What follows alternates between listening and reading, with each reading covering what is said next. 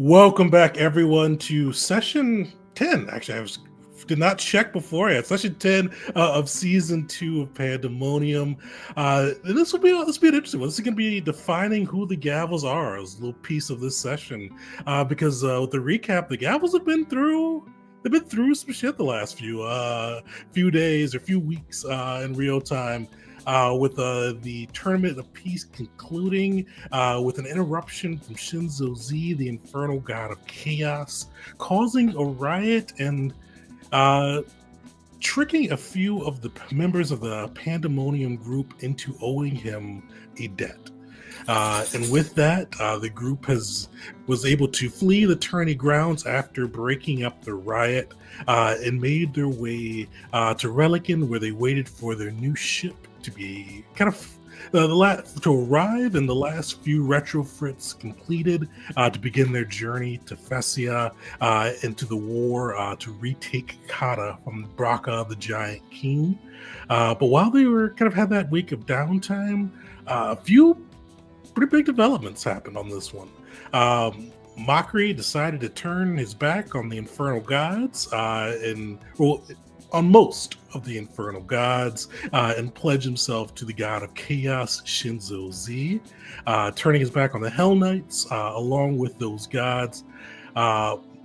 Wisteria entered into an infernal contract with Shinzo Z, pledging quite a few things, but on a real high level, to speak positively of the god Shinzo Z and to encourage Mockery to drop the Hell Knights and form a cadre of Chaos Knights.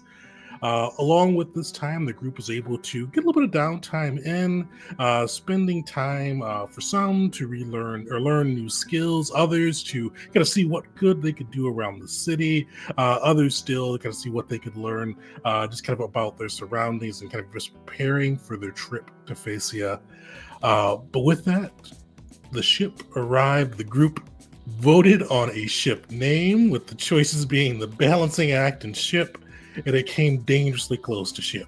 But the group was able to come and christen their new ship the Balancing Act, and were able to gather their new faction members and set sail on the Eterian seas.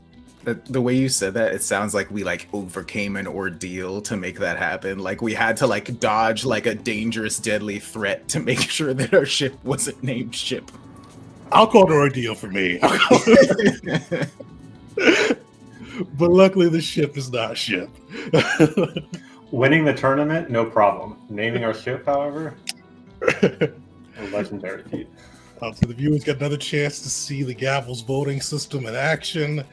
I still don't remember it. We went over it just last session.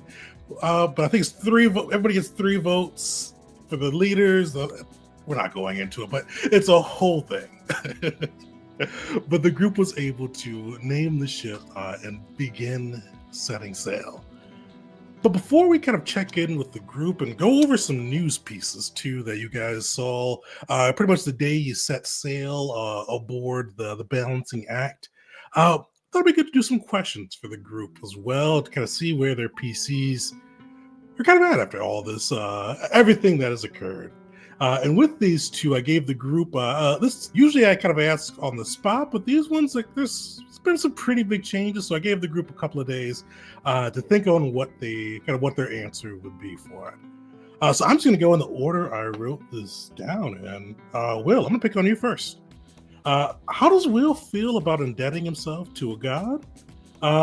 Also, for a fight he really didn't seem to be on board with, but was going because Wisteria and Jeet to Mockery decided they wanted to fight the High Prince, as well as General Thrax. And indebting himself all for equip to High Prince Aterza. We'll start with that one first. Well, I think I've mentioned before, he's just very annoyed with himself, but also the gods. Because he has spent his whole life being sort of manipulated by celestial forces, and so he, when he thought it was just Power, he was like, fine, I guess I'll do some other favor for the goddess Power. I'm sure she'll want me to do some I don't know, some hero nonsense that I wouldn't have done otherwise, but whatever. But now that it's Shinzo Z, it's like, this is the worst. I hate this. And Rashael feels similarly. She also hates that. And he's, like I think I might have mentioned before, he's just kind of like, fine, I guess this might as well happen. That seems to be the general emotion he's showing these days.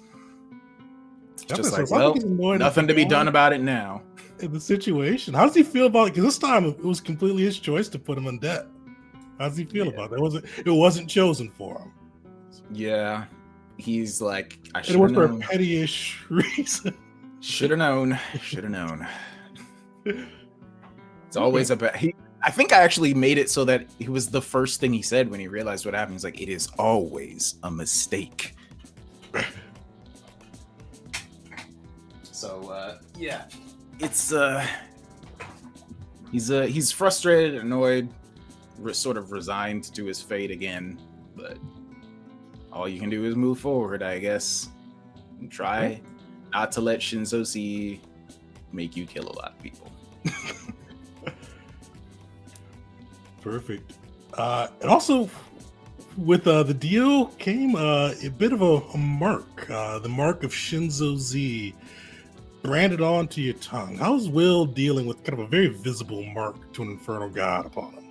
All right, I want to put forth the idea that a mark on your tongue is actually not that visible.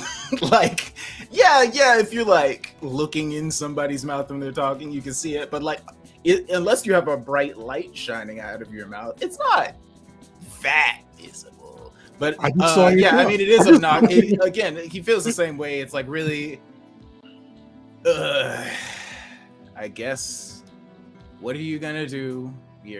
All I can do is just try to get rid of it at the earliest convenience. Probably just have to do some crazy favor. It's not easy to get out of these kinds of deals, I imagine. So honestly, considering who Shinzo Z is and what he's likely to ask for, it might be easier to just do whatever he wants, and he'll have some terrible consequences, and he'll have to live with the guilt forever.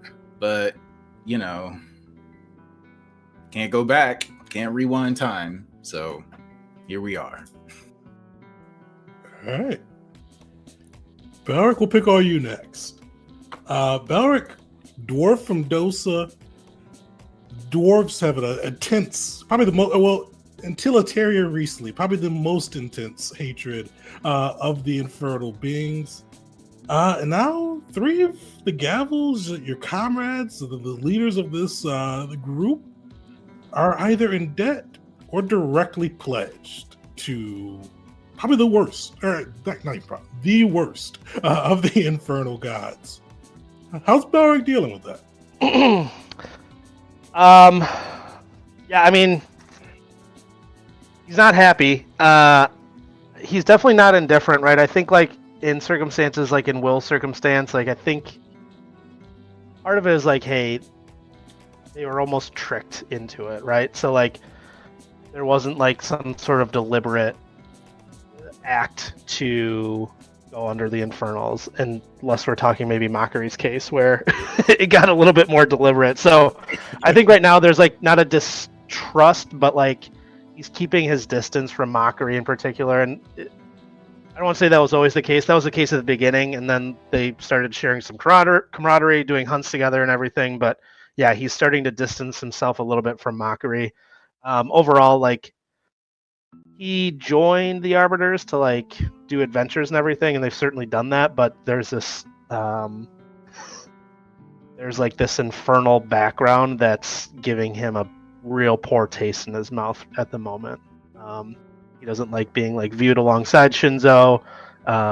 There's been a lot of like, even after the tournament, right, like we've been associated with infernals a lot through Mockery and everything. So yeah, he's I don't want to say like ashamed, but yeah, he's distancing himself from Mockery, and with Wisteria and Will, I think he's a little bit more forgiving because it wasn't Shinzo Z coming directly to them with the deal. Fair. Well, in Wisteria's case, it kind of was, but I don't think Belric knows about that yet. Yeah, I don't think Yeah, she's mentioned the contract to anyone, has she? I mean, only if they read her notes. So Mockery's probably the only one that I think Jeet sometimes skims them, he said. Mockery's the only one that directly reads it. Jeet, have you read any of Wisteria's notes lately? I'll let you decide that one. No, I would say he thinks he has a really good idea of what's happened. He's upset about it. He hasn't had time to read the notes yet. Okay. Perfect. Well, Mockery, you're up next. So Mockery, last session, turns back on the Hell Knights, organization he was proud to join a few months of in-game time ago, breaking his oath with them, and then turning his back on the only gods to have actually supported him. The gods who've given blessings, gifts, all of that. Even gave them Hyena. Turned against them and supported Shinzo Z. And we'll get into the Shinzo Z piece in a second. But how does he feel turning his back on the Hell Knights and the other infernal gods outside of Shinzo? He still worships all the infernal gods together, but he recognized what he's done. He will still make sacrifices to them, but he does expect silence from them, if not outward hostility, due to himself siding with Shinzo Z. Yet, at the same time, with what he's seen of the Hell Knights, that little thing that broke his trust in them, Evenix, like, we're above even them, he views this as a necessary step, and the seed of ambition. Damn it, the Margit, like, foul tarnished comes into my head every time I hear someone say the word ambition. Sorry. But Mockery has been implanted with the seed of ambition. And he plans to make these next few things that the Gavels do very entertaining, but the way he's feeling right now, he's feeling a lot better. And he's feeling like the future is going to be great. And he's probably like a little blind to the immediate consequences of aligning himself with the antithetical god to the Arbiters. The entire reason why this group is together. I'll tell you, because Shinzo's pretty much all about chaos and deception. Entertainment for one side, but he does not really like structure or order. Those are actually his anathemas. Which, Mockery being the obedience champion, let's just say he is viewing Shinzo through a different light right now. Funny to say for someone who's all about shadows. And I'm not saying that Mockery's just outright in the wrong and going down the dark path that it's very dangerous, but he is, yeah, no, that's an apt summary. He's kind of blind. He's kind of blind to it right now. He's got too much fire in his belly. He's got his eye on the prize, and he's about to offer up some suggestions to Gavel. And he's about to get hit with the reality of it, but at the moment, he's feeling good. He doesn't see it. All right. For the Infernal piece too. I think I forgot to mention this in the recap as well. You're definitely sure the Infernals have turned their backs on you. You felt 4 marks across your soul. What was it for? Despair, apathy, fear, the lack of order. So, yeah. Yep, Mockery has been branded by all of the infernal gods at this point for one reason or another, and he's ignoring that right now. That's like on the back burner, but don't you worry, that will still very much influence his actions. Perfect. Very, very, very briefly, did you see the things I sent you? I'll take a look at those in a second. Okay, thank you. All right, moving on to Jeet. So Jeet, I mean, kind of like a flip coin on this side, going from the Inferno to the Divine over here. How is Jeet dealing with the Gavels of Avasara being viewed as an infernal organization. I mean, during the tournament, 3 of the 5 members had some type of brand indicating allegiance to Shinzo Z. And we'll get into the news piece a bit too, but you'd kind of see in the papers as you were leaving, kind of boarding on the balancing act, worship of the Infernals has been banned in the Eternal Empire, with those who worship the Infernals being punishable by death. A rare thing for all 3 factions, both the Loyalist, the Imperialist, and Thrax's legions to agree upon. But how's he feeling about all that? Okay. Yes, that is good. He agrees with that. Yeah, this is all just a mistake. We were misled and deceived by Shinzo Z. So these marks, they're not real. We just have to put our heads down, like do the thing, fulfill whatever demented demand that Shinzo has, get them all off these marks, and then move forward and then create our actual legacy, which is restoring order to the land. So, once we go to Fesia and we do what we are here to do, everyone will know that this is all just a mistake. Just like in the past, we've been accused of bad things, but at the end of the day, we will clear our name because we're here for order. We will enforce order. Nice. I find Jeet's got like a list on that side too, like clear our names, do shit, break out a favor, build a rep. Yeah, as the quartermaster, he works off of checklists. Yes, definitely. All right, Wisteria. So Wisteria played a good chunk of the role, we'll say, in corrupting Mockery, taking on the contract from Shinzo Z to push Mockery away from the Hell Knights into Shinzo's grasp. How does she feel about that? How does, especially, I think, actually, Mockery, does anybody else outside of Wisteria know that you decided to ditch your old Infernal Gods and pledge to Shinzo? I'm gonna be real, he knows it's in Mysterious notes, so he just assumes oh yeah, the information's right there, he plans to announce it, but he's not really said to anyone. He assumes Jeet already knows, actually. Fair enough. How's Wisteria feeling about that? Yeah, I mean, nothing's more important to her than having open communication, and so she's happy to have provided for that between Mockery and Shinzo Z.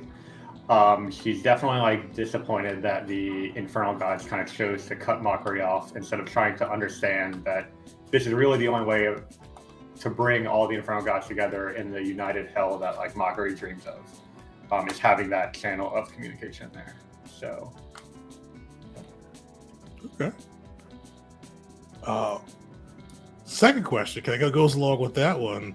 Because Wisteria is pretty versed on Shinzo Z and how he's doesn't really the Infernal Gods. Other Infernal Gods have other positive aspects to them. Rog brings kind of the fear and fury to those who engage in war. Kind of a god of war on that side. Bakesh is the god of prosperity, kind of bringing desire and ambition to those who wish to acquire wealth. Vincero, god of pestilence, is also the god of health as well, for giving the worthy the knowledge to cure diseases and pestilence. But Shinzo is kind of the Shinzo. Pretty much whatever he wants, what he feels like. So is there a line she wouldn't cross in her pursuits? Every decision she makes is weighing the pros and cons of all the reliable information she has access to at that moment. And so part of her quest of trying to learn as much as possible about the world and everything is to be able to make better decisions. And right now she feels like in that moment, that was the best decision she could have made with the information she had. A lot of that was trust in Mockery, that Mockery wanted communication with Shinzo, and so she values that highly. But also she's pretty against the idea of having generic ideals or morals, I guess. So she takes every moment in the context of that moment, as opposed to having I would never kill anybody. It's well, I kill people when they're a threat to the Gavel or things like that. She's always conscious of exceptions to rules, and kind of lives in that space a lot, I guess. So I don't think there's any specific lines that she would never cross, but there are certainly situations where, like, you know, she would give up a chance to access information if it meant protecting another member of the Gavel or being kicked out of the Gavels herself or something like that. Like, those things she values highly enough. All right. And with that, too, so since my question to Will, since you also are sporting a tongue brand, how's Wisteria feeling about that? Something that marks her to everyone that sees is at least someone who's done business with Shinzo Z. She wants to have conversations about it. She wants people, especially like once we get off this boat and out into public, like she wants people to ask her about it so that she can explain the situation, explain why it happened, because she's very nervous that people will judge her for it without having all the information and really knowing why it's there, what the context was for receiving it. And she thinks that like discourse about that will be better for everyone. But I guess the flip side of that, though, is he is not happy about how open-ended the contract is, and it's really wants to know what Shinzo Z is going to have her do, even if he himself doesn't know yet. But speaking of contracts, the first one was just a deal. But is she worried about having to sign a contract with an infernal god at all? She doesn't see that as any worse than any of the deals she made in Mokon. Okay. Perfect. That is either severely underestimating infernal gods or a severe indictment of Mokulin. Could honestly be both.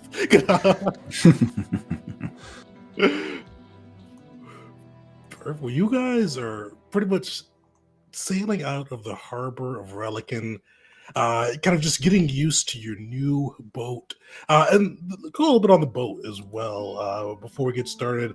So the boat, as you guys kind of explore around, you do see there are four floors total for the boat. The main deck, the officer's deck, where kind of your crew quarters are at, where the library and Avery and currently an empty room sit. And also with the crew quarters, officers' quarters, I should say. How are you guys doing that? Because basically there's 2 rooms, each of them sit 3 a piece. How are you guys breaking up the rooms, just out of curiosity? Good question. I hadn't really thought about that. Yeah. Well, I imagine in order to facilitate... Well, hold on. We've been just like in the inn, right? For the past few days. Yeah. We have not yet sailed out. I imagine that Mockery and Wisteria will want their sleeping arrangements to be close together for entirely normal reasons. Other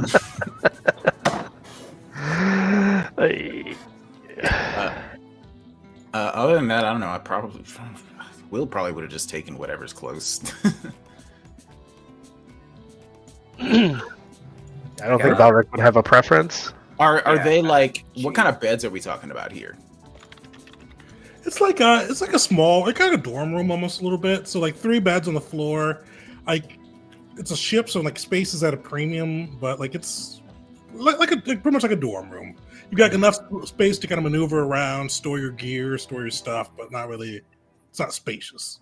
Yeah, I just watched The Terror, so ship with a few hundred people on it. I'm looking at it like, yeah, even the captain's quarters is like smaller than a twin size bed, and then a fold out desk and a chair, and that's it. That's the whole room is like 5 by 6, like, and that's the officers' quarters.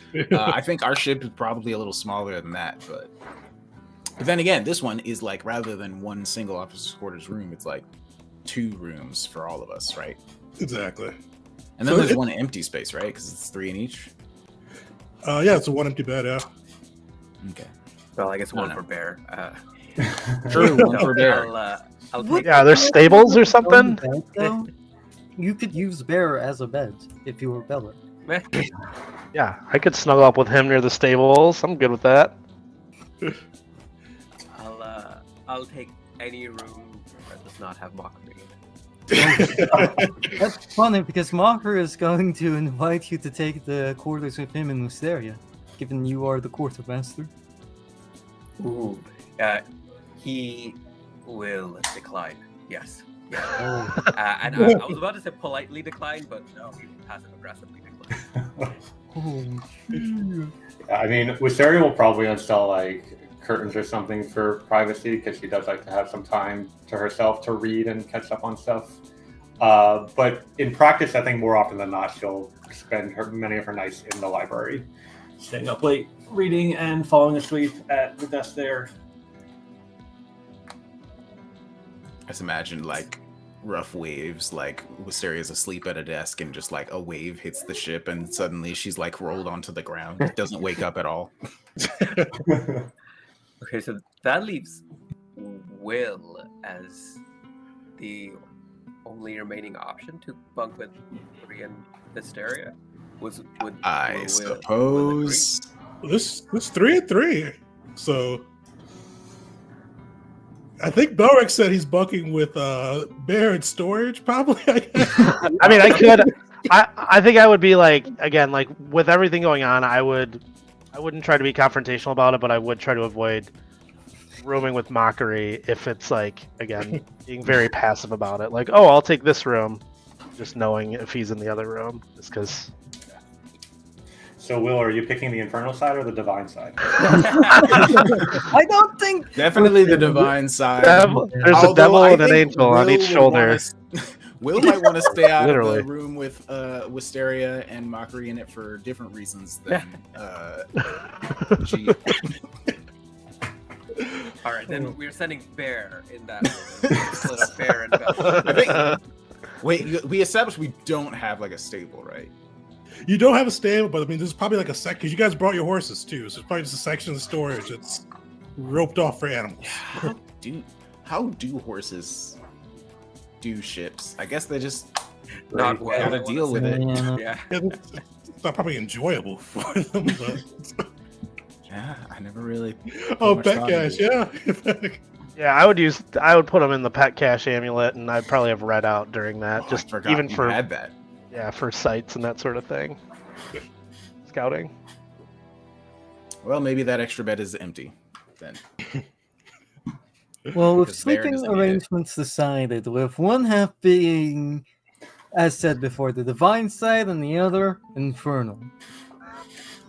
Unless there's anything else you want to get to right away, Tegan, Mockery would actually like to call up a meeting for the Gavels to do something we actually mentioned last time of figuring out what the Gavels are and what our intentions are going to be for the future, our edicts and anathemas.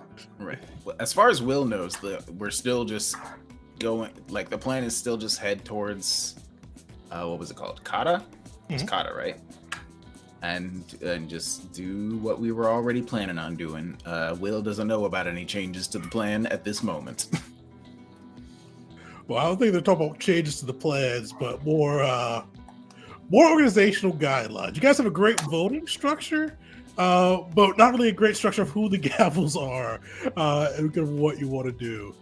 Yeah, you guys are able to spend some time kind of going through, kind of getting familiarizing with the ship. Sailing out of the harbor is easy sailing, not a check needed yet, but definitely Mockery, if you want to call it. And one of the things you guys notice, Mockery, is you're kind of walking around the crew. The faction members, especially a lot of many of these faction members are people that have been with the Gavels a week, some maybe two, outside of kind of the other leadership cadre. You got the crew doesn't look super gruntled at the moment. You see a lot of them look. Sorry, I've never heard it used like that before. Oh, I'm doing a Young Justice rewatch, so gruntled, like all have been on my mind lately. Super gruntled right now. All right, I gotta work that in my own vocabulary. I like that. But yeah, they seem apprehensive. And you guys all see this. The crew seems apprehensive. Some, mostly the red shirts, just seem a little put off. I mean, They joined an organization that seemed about righting the world's wrongs, and 3 of them come out of a somewhat terrorist attack wearing the brand of the terrorist. Seem a little unsure at the moment. That's probably one of the additional deciding factors of why Mockery's calling up this meeting. So we can get this run down and present it to our crew so they know exactly what they're getting into. And that there's no stopping until we get to Kata. No getting off. First, Marker, how do you go about calling a meeting? Firstly, Mockery is going to change Promise into his greatsword back into like the gavel form, and he'll go like, do we have a meeting room, or would it just be someplace on the ship? No meeting room, but you could probably use the empty room in the office's quarters as a makeshift one. Oh yeah, I think there is, like, I think a meeting room is one of the optional things we can get, but I don't think we have that yet. There is, Oh, yeah. yeah. So he'll page for everyone with a crew member. Save for Belric, he'll send. I almost said Jackal. He'll send Hyena out to get Belric and Bear. Well, Belric can speak to animals now too, so but probably hanging out with the bear and the horses probably is like a better like deal at the moment. Yeah, in some cases that's a lot easier than this racket. Such a good fight because horses are just big, more fragile, and anxious dogs. Debatably more dangerous. At the moment, the horses are just complaining about being on the water. Like, why is the ground moving? Is what they keep saying. No matter how many times Belric explains it, they just like 20 minutes later come back to why is the ground moving? Yeah, but why is it still moving? I give up. But Mockery would have a crew member page everyone, and if they're not there within 5 minutes, he'll chew out a crew member and get them to go over and grab them. Perfect. Well, you guys are able to kind of meet in the empty room within the officers' hall. Yeah, floor is your guys. Afternoon, y'all. What's the occasion, Mockery? We are the Gavels of Fesia. But lately, I feel as though I've lost definition of what that means. We are in some ways arbiters, and I have said that before. But we have moved so far from them. We bring balance, yes. But to what end? To what do we fight for? I present us with a query. What is our goals? What are we truly against? Our enemies, our opposites, our anathemas, and what do we set as our true laws that are followed above all else? Will looks kind of like a little confused by the question because I guess he probably thought it would be obvious. He just like, I was under the perhaps it might not be the same for everybody here involved. He kind of like glances, it's because he knows that he used to like clash with Jeet and Mockery on like what exactly their goals were and stuff like that. But he's like, I was under the impression that we were fighting for, you know, peace and preventing war and trying to stop those with power from exploiting those without. At least that's what I've been doing. That is not what I've been fighting for. Interesting. I believe conflict is a whetstone for the mind, the spirit, and the body.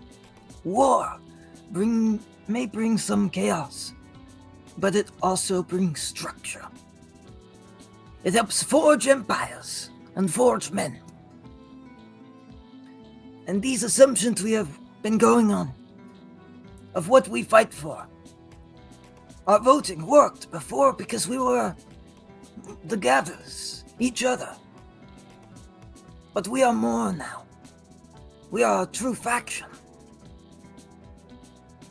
Even though we came from the Arbiters, we must accept the fact now we are separate. We do not look after only ourselves, but all the people on board. And we must give them answers. They have doubts. We must find those answers here and now. Will looks very concerned at that and he says, I suppose you make a good point. So now he's looking around the room like, who are you people? One thing I believe me and Jeet can come to an agreement on is one world, one empire, one emperor. And he'll look to Jeet. Is this right? Yes. Yes, that is correct, but this is a world this is a world without war. War is not the goal of this world. Competition, yes. Self-improvement, yes. But I do not seek to make endless war. I seek one world, one empire, one emperor, and I know who that emperor should be. Out of character, that's very interesting because I was under the impression that you had been leaning away from that. And now I'm wondering who that is. Okay. Fascinating. Sorry, I'm just interrupting to give commentary on the game, like outside of character. I talked about this last time, and I was unclear in how I was talking about it. I made it seem like he had fully turned away from it. But I'll just clarify in character right now. This is still a goal and an ideal, but I have come to realize more seeing how complex things can get and how some entities, looking at the brand on mockery, can take advantage of this complexity and the desires to move us in the opposite direction, even when everyone participating believes to be going in that direction. And I have to say, as much as I believe in the goal, I'm starting to be very unclear on the path that gets us there, and starting to be skeptical of anyone proposing a strict path that gets us there. Precisely why I have brought this up. Precisely. Interesting. So, wait, hold on. But just a moment ago, Agneji, you said you knew who you wanted the Emperor to be. Who is that then, if not the one that you were thinking before? It is the Emperor. Get his soul back, get his fire lit, put him back in charge. But again, as I'm realizing, other people, other Etarians, are now building up different ideas on who that Emperor should be. You all, more than half of you all, think that it should be Thrax. And I'm realizing that division, that difference in the path to get us there is exploitable and puts Eteria in a vulnerable position. And so I do not think anymore that I should be helping pursue that path relentlessly, though I still want that ideal one day to come true. I see. Will strokes his non-existent beard. Will does not have a beard, but he does stroke his chin. So I have a different goal, but one that I don't think that I think can be achieved just as well as this one. In fact, they're both compatible. And I hope that my goal is one that can be safely pursued. I've only ever told one person about this before, and she laughed in my face. But I hope for a future where everyone knows everything. And I don't mean most people know most things or everyone can access everything. I mean, everyone knows everything. And that's the only way I think we can reach a world that is at peace, where everyone is happy and it's some sort of utopia. So everything I've done has been towards that specific goal, and working with the Gavel, founding it, and the things that we've done as part of the Gavel has been the most progress I've seen with everything I've tried in Mokoin, everything I tried with the Arbiters. So as long as the Gavel keeps supporting that goal, I will do everything I can for the Gavel, and I don't believe currently that there's any better way for me to achieve my goal than to support the Gavel. Transcendence through knowledge. I'm going to be. Perhaps I'm not as knowledgeable as you are, Wisteria, and without. Maybe I'm not as enlightened as you are, but would that seems to me would require a fundamental change in the nature of reality. You know what I mean? Like, Certainly. you don't know my thoughts right this very second, but that's something that, like, in order for you to know that, it would require some very different ways the world works, right? Maybe I don't understand. How much we've had so much impact on the world already, and we're just getting started. Right. With the allies we've made, with the gods we've communicated with, we're on the path to achieving that power. The power to make that reality happen. I suppose that is very ambitious. I don't think Yes. any of the gods even have that power right now. Well, And as I said before, ambitious and sorry, Wisteria.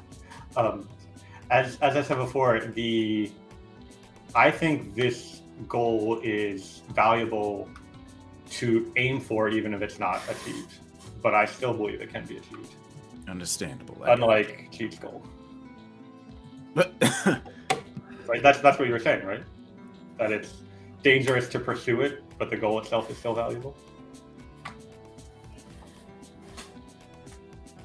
Of having one emperor. I see what you're saying. I thought you were saying that Jeet's goal was foolish. I got mixed up. Once a god blew on the horn and gave us all the ability to think. Once a god did it again and gave my kind and many of the other races that were new to this plane the ability to think. Wisteria's goal is possible, and I agree with her. We are on the path to change things massively. However, I suspect that some amongst us believe certain things should stay the same. Belek, I've noticed you've been following those who have a great love and care for the forces of nature and nature itself. Your thoughts on our goals, on our edicts? When I hear Wisteria talk about peace and utopia, I think that should be our guiding light and our compass. I think recently in some of our past endeavors, we've been a little bit clouded in maybe some of our judgments, with it being a little bit more selfish. So, yeah, moving forward, without having the arbiters to guide us, the five of us need to be the guides, right? And how does that look? I don't know. To me, peace, a utopia, unnatural order, all those things are things that I'm behind. But yeah, like this nonsense we have with the infernal gods is something that I'm truly against, and it's a scary place to go for me. I agree. I think we should institute a ban on any additional spread of infernal worship. Whatever we do in private, and he's not looking at mockery on purpose, it is our individual matter, but we can no longer afford to be falsely associated with the infernal gods. Our purposes are order and, well, goodness of some kind, perhaps. Less direct war, less sacrifice that's needed. And I so we oppose this cannot. motion Mhm. for obvious reasons, and also contradiction.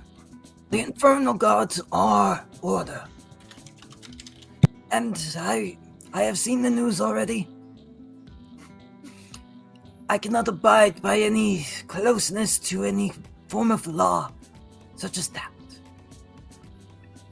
If anyone here wants to seek any god to worship, be it Nar, be it Tamak, be it Zinzo, be it the Shoot, I forget the name of the character. You know, the one, the legacy character who became a god of psychics. Oh, Zexus. Thank you. be it even Zexus. Power, whatever deity they choose to worship, I say they can. Well, privately, yes, but publicly, when we are out in combat, when we are discussing things with anyone other than just the five of us, we should put a ban on invoking any of the names of the infernals. Who's with me on that? Doing like an inferno, don't ask, don't tell. Oh no! Oh no! Yikes! I mean, we set off as a group of 6, the 5 of us and Beshnik, and now we're a group of, how many do we have? I mean, 2 dozen almost. Yeah, I think with you guys, it's like 20 something. In the short amount of time we've after leaving the Arbiters and doing our own thing, we've grown and we've got a good following. And yeah, the old ways of how we were being guided need to change, right? We're responsible for more people. We've got a public image to uphold. So I agree with Jeet. It seems to me that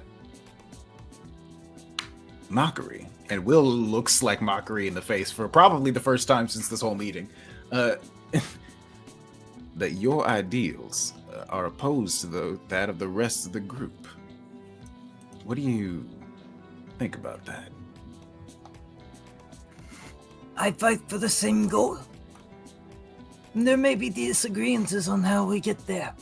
However, one of the reasons why I joined this group was because you welcomed me. You welcomed me. Despite all that it was known about me, and all that was said and whispered, you welcomed me. And I have shared many moments with you. Will, you were my first friend.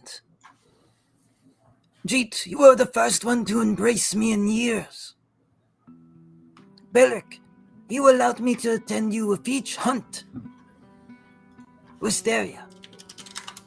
And he would smile and nod, patting the gloves on his side. She kind of smiles and like looks down. Even Beshnitz would give me the time of day. And now you propose that all that I have worked towards and worshipped and called upon for my power be hidden. Yes.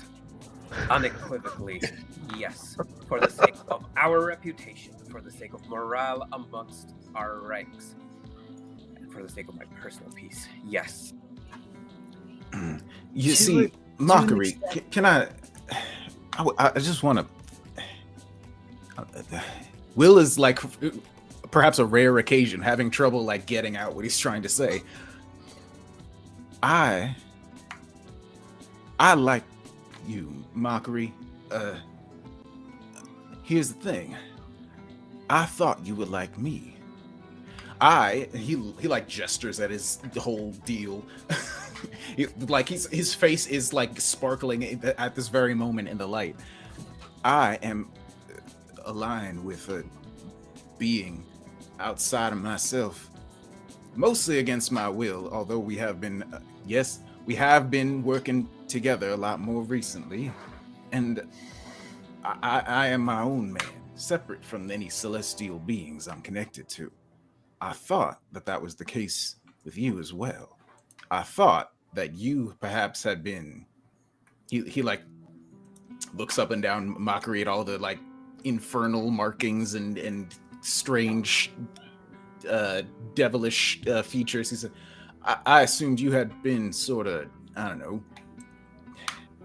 cursed or something to be connected to these beings, but it seems to me like your ideals are actually aligned with theirs. And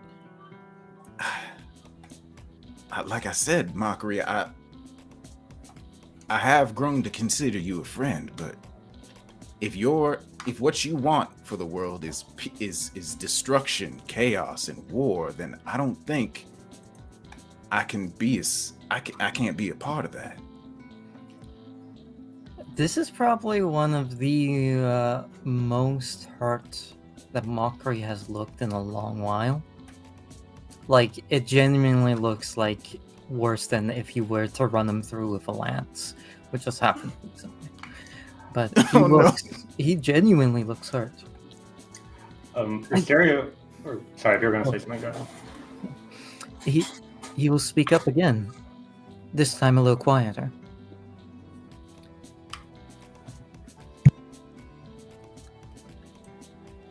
I was born with infernal, as you'd say, corruption, yes. But I do follow the infernal gods. I believe in their messages. I do believe they are harsher gods, though. I understand that. They can be crueler. Nah. After being amongst his followers in his temple, he is a force of nature. He could be considered cruel by some, a catastrophe, but his fires, his edicts can be considered good. That is how I view them. They represent natural things to us mortals. How we can overcome them, how anyone else can become victim to them. I do not fight for chaos. I fight for what I believe in. And if you truly try and hide that,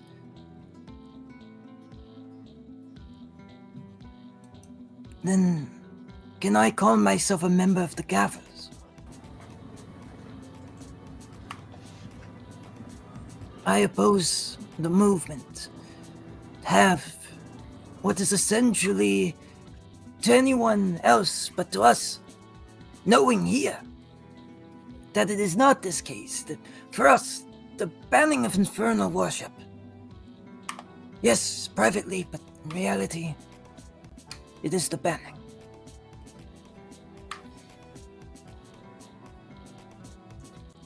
I don't know if I would go that far personally, but you say you don't believe in chaos. You believe in what is that though? Is my question. It sounds like to me your belief, what you fight for, is chaos, destruction. Maybe I'm misunderstanding. Will is just kind of like clearly like fumbling to like, surely he can't actually believe in this stuff, like but so he's like trying to like justify it in his head. He's trying to figure out like what do you actually mean, because he assumes it can't possibly be what you're saying. One day I wish for a united hell. All the gods bowed beneath the throne, order in place. And one day I will go to hell. Likely from combat, my soul is already promised to them. Be it as some fuel for whatever the infernal gods desire, or as a soldier amongst their ranks, I will go to hell. And that will be my plane, that will be my home. I wish for peace there, but I am not there now. And for here I wish for peace too, and that requires something. It requires to fight. It requires will. It requires, as I have found, ambition. If one day, while I am still here on this plane, Hell decided that they wanted this place once again, I do believe after they've conquered it, it would be peaceful. It would be ordered. And I would help them. Right. That it's only in that last moment that you lose me. It is the truth. If right, the I Celestials understand. came down and said they wanted the mortal planes for their peace, Truly, honestly, and he like he keeps speaking, like his lips are still moving, but no sound comes out. Okay, hold on. I need to be careful about my communication. I think Hikari's power can be also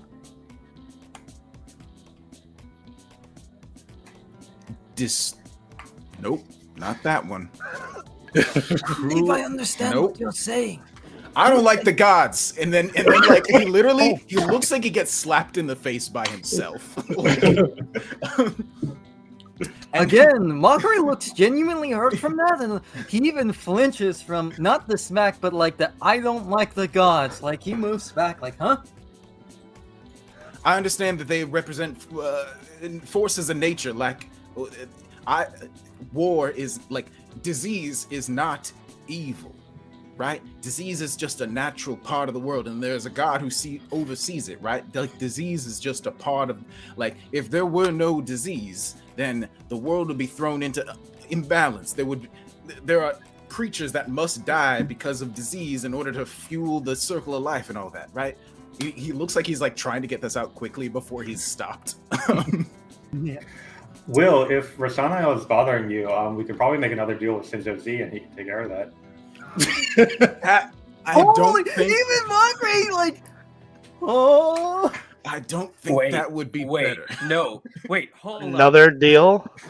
The deal that you made for the power in the Colosseum, that was just an accident. You're not looking to actually reach out to Shinzo Z and make a deal, are you? This is also where Mockery slow turns to Will, like, oh, you didn't read the note. Like, he looks like, oh, kind of fucked up here.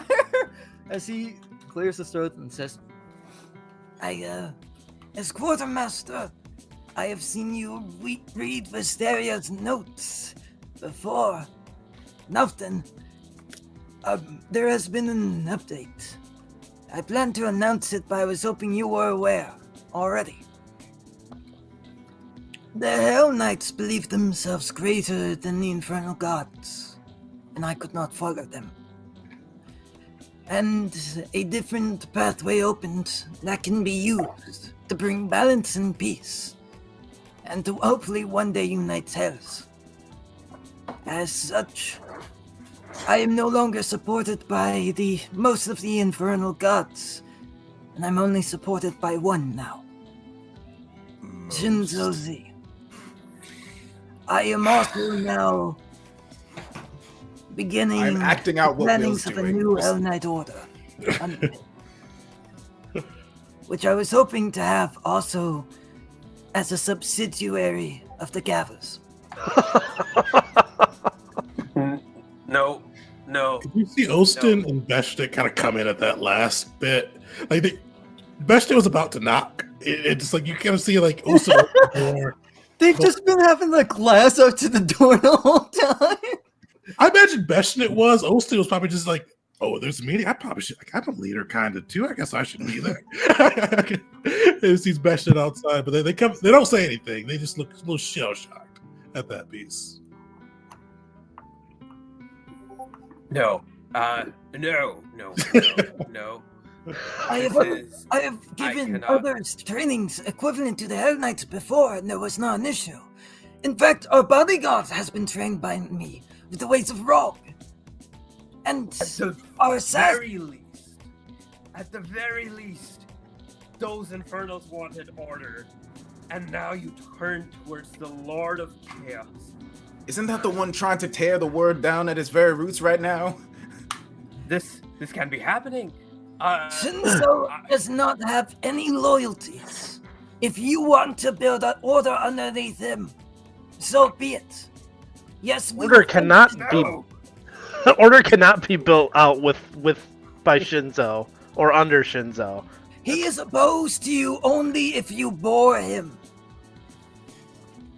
We will face his followers and we will fight and kill them because they would be for chaos. I am for order. But you Wouldn't the cannot. chaos I want to ask this one: he wants? does Mockery not know his anathemas all the way, or is he just forgetting one? He knows them. But in this moment, because he has chosen, he is validating in his head, and that anathema is null and void right now. Or He- Shinzo's the biggest one. The other ones restrict yourself in any way. Yep. Okay. All right. Yeah, no, that is the thing, and that will come back to bite him later, I'm sure. Or now. Or now. Oh, The opposite of chaos is order. How could you make a deal with? How could you pledge yourself to Shinzo? One of the Directly very first things I was opposes- offered was to make an entire new order of Hell Knights, which can be used to aid us. There is going to be chaos in the world. To fight against it, this gives us an edge. Chaos itself. Having an extra phone call to know where it will spread next. And He called them. I'm not sure, and I want to clarify here too, because Shinzo called them Chaos Knights. yeah, no. Will No, Will I will stick be his cool tongue with out. you. Hold on, Mockery maybe you is understand more about this than I do. My understanding was that Shinzo is opposed to any kind of order. Maybe I only have a surface level understanding of most of the gods' like views and whatnot, except Hikari, of course. Yes, of course. Right. So sorry. I'm just struggling to understand how that works. Maybe He like looks like pleadingly at like somebody else, please No, make this listen, make sense. We That's we a do not distraction. we do not need to understand how this works. At this point, my proposal has become a requirement for me to stay with the Gavels of Avicera. No creating an order of knights for Shinzo Z under the Gavels banner. No spreading the knowledge that we have a member amongst us that openly worships Shinzo Z. Let others infer what they may infer. No praising or calling down the name of Shinzo Z in high regard. That has to be true for us as Gavels, or I don't think I can stay here. Mockery would take his hammer and bang it into the ground, its head, like hitting it loud enough to make a noise, as he said. And it's like a really must- like it's really big, right? It's Yeah, like, no, it's a like big ass Warhammer hammer. sized? Okay. And he will go, I oppose this vehemently, with all my being. If I am not allowed to worship the infernal gods, if that must be hidden, if I am unable to create a new order of Hell Knights, one of the main reasons I turn my back against the actual Hell Knights, along with their ill beliefs. If I cannot do that, then I cannot be here either. And then it seems we stand at an impasse. I propose a trial by combat. Oh no, I not this again. I decline. Whether Are you afraid that you would lose? I do not care to be in a group that would give you the right to worship Shinzo Z just based on might. The group would lose its respect. I would lose my respect for the Gavels of Evacera if they'll let you do that. I You need would the not break bread with what at one point you considered an enemy. I went to your temple. You let me be welcome there. I went there and I respected your beliefs. I fought against your warriors, your monks. I ate vouch with for my you. I vouch for you in the Temple of Nar. I knew you worshipped the Infernals, and I vouch for you because you stood for order, and now you don't. That was the last thing. I think there is a part of you that is still a good person, but I think you have been misled down a very bad path, and now I cannot follow you down that same path, and I cannot even walk alongside you down that same path. Again, Mockery looks hurt, but it doesn't last as long as it did with Will. That hurt quickly turns to anger as he, turns his head for a moment. His eyes flicker. There's clearly something going on in his head. Like, he listens for you for a second, and then he shuts that out, and he works out this next thing of, one of the things I was going to propose for the Gavels moving forward. One empire, one world, one empire, one emperor. I believe the Gavels should be the head of that. I believe we should move to bringing in our own order into this world and imposing it. I would have liked to move for the Gavels, be it in our lifetimes or not, to move towards being the head of this world. Starting with Carter, for whatever lands we can get there. Moving south to the Dominion of Fesia, the next time their combat begins. And moving further then.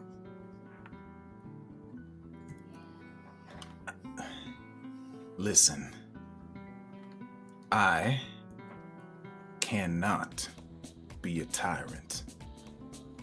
You need not be a tyrant. You can choose. You can choose what laws are put in place. What is done for the common people. You can Any beat that law change. for that tries to apply to all people cannot be anything but tyranny. Think about the laws in Ateria must be different than the laws in, I don't know, Lumox, because they are different peoples with different desires, different needs. It will be one people eventually. Laws that can apply fairly to everyone can be written. That would just come after my goal is achieved. Once we know everyone and have the knowledge to write such laws, that will be done. But no sooner. That gives us something of an end goal then. Unite the people. I'm sorry, Wisteria, your goal. Okay, see, Mockery's goals are horrifying to me. Your goals, I must be honest, I struggle to understand. If everyone knew everything, would not all of us be one singular being? Is that... I'm not sure I follow. Right, like, imagine... And while you're thinking that, you guys have seen the same loaf of bread.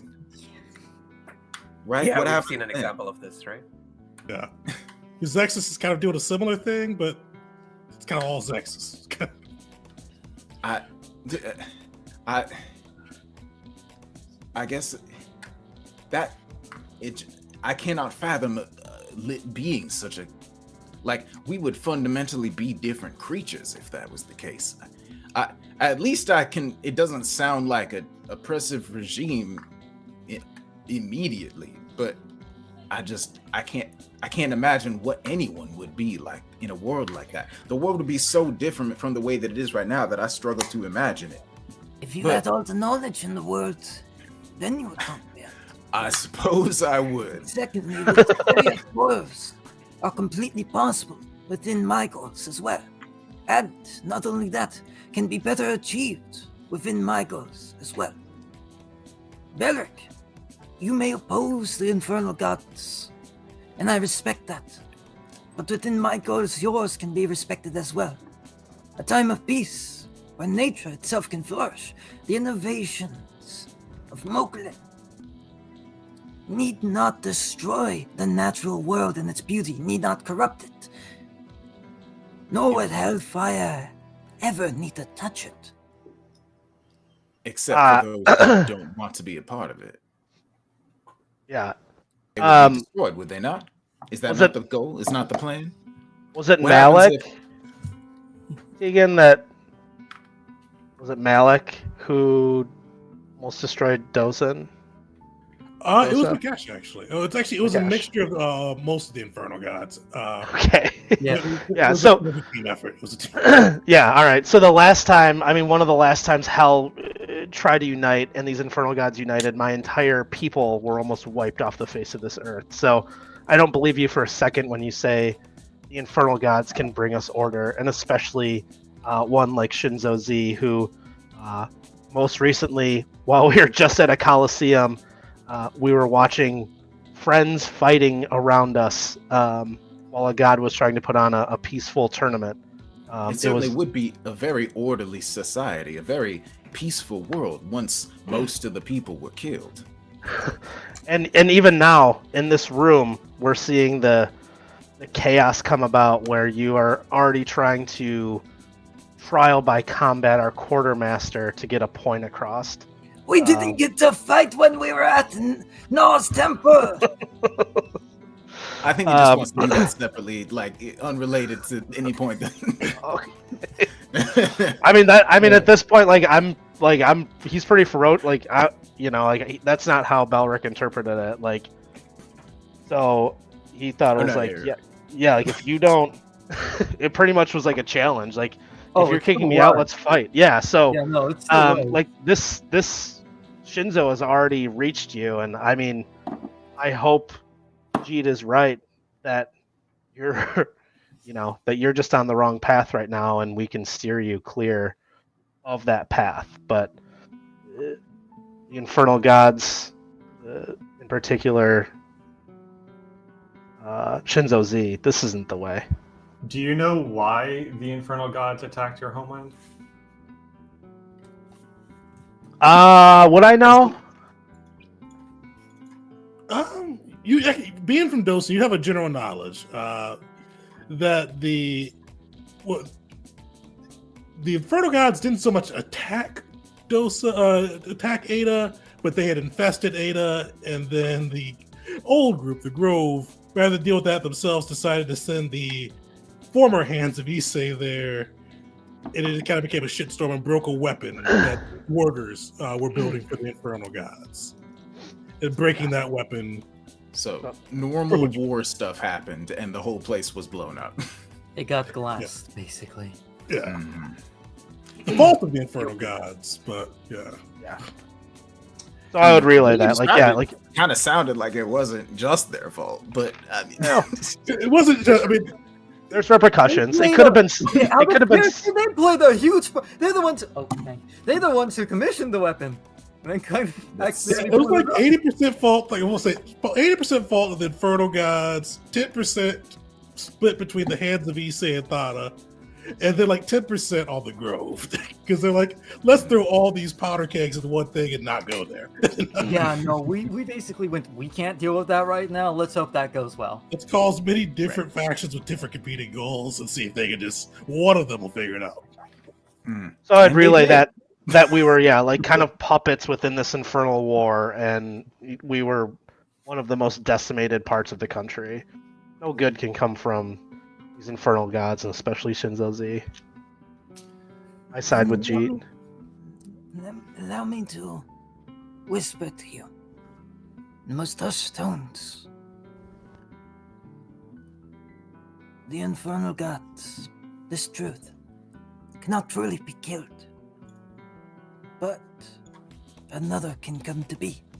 This happened in the past. Zero was not always the god of disease and health. There was one before him.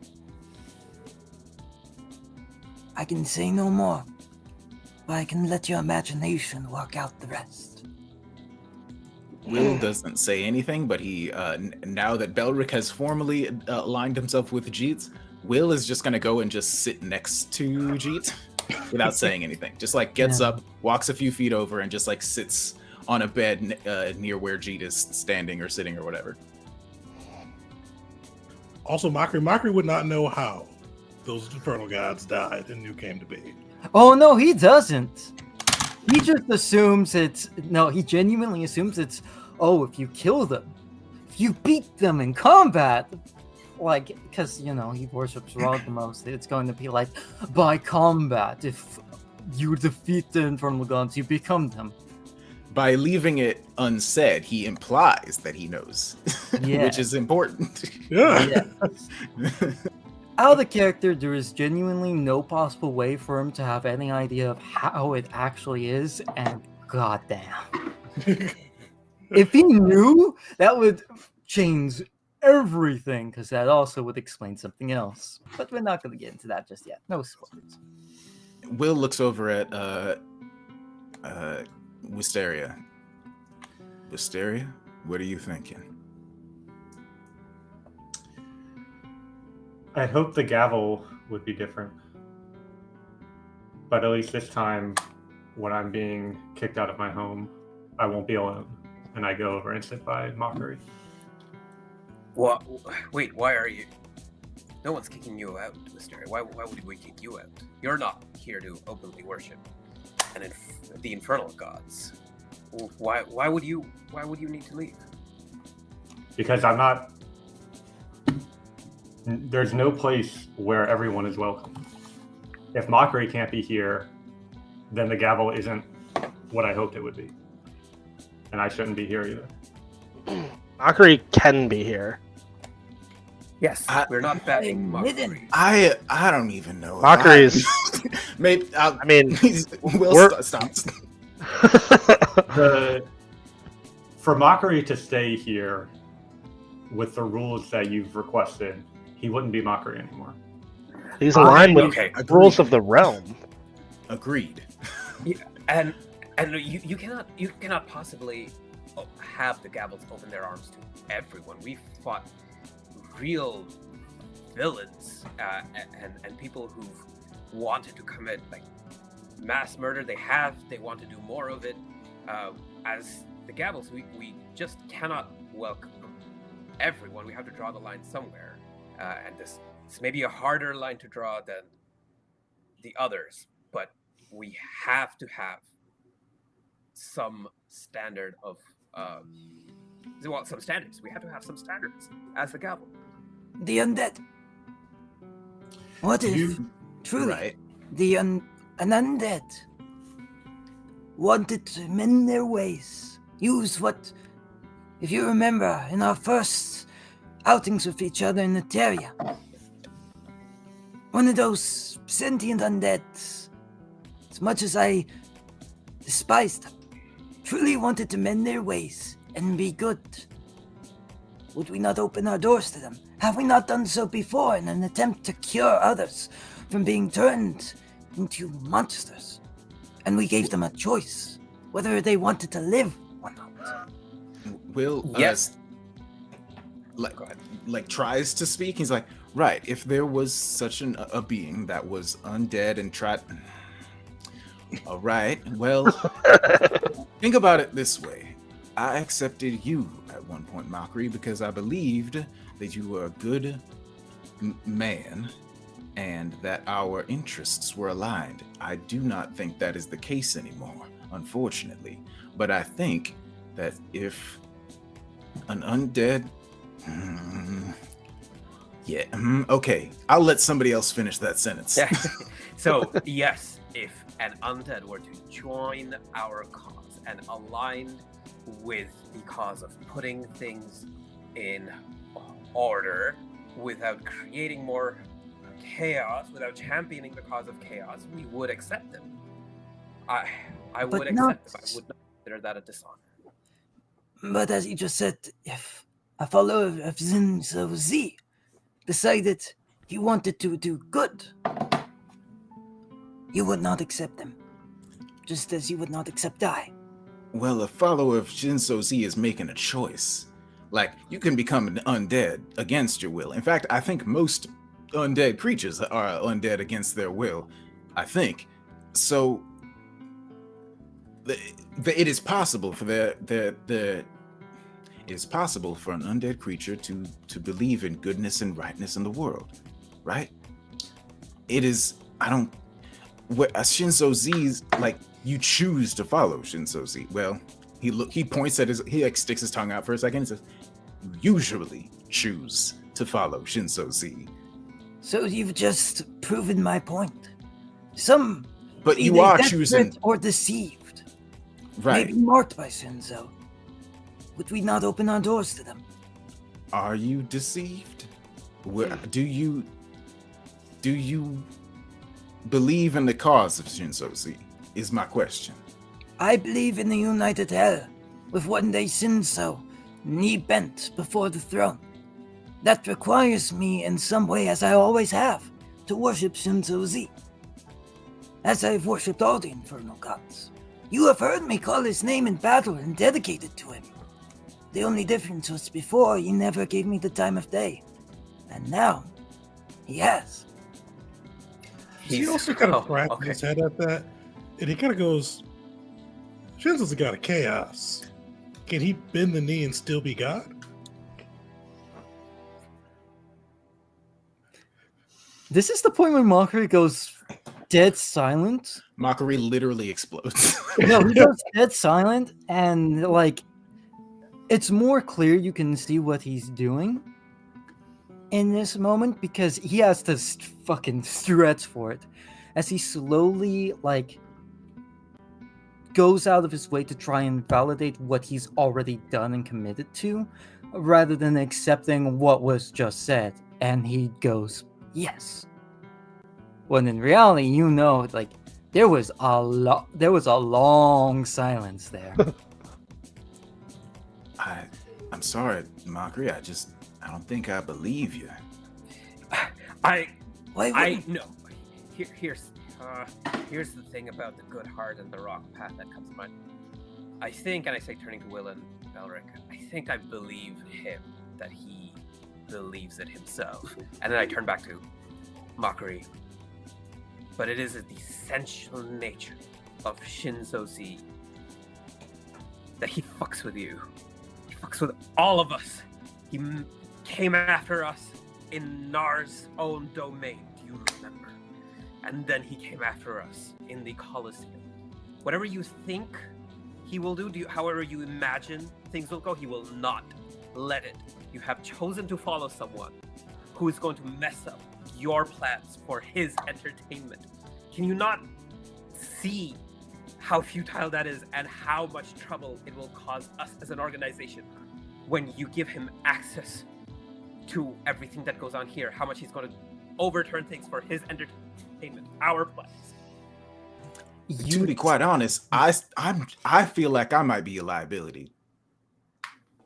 And he, like, after he says that, he's just kind of like stands there for a moment, just like, I know this thing is gonna require something of me at some point, and I don't know what it's gonna be.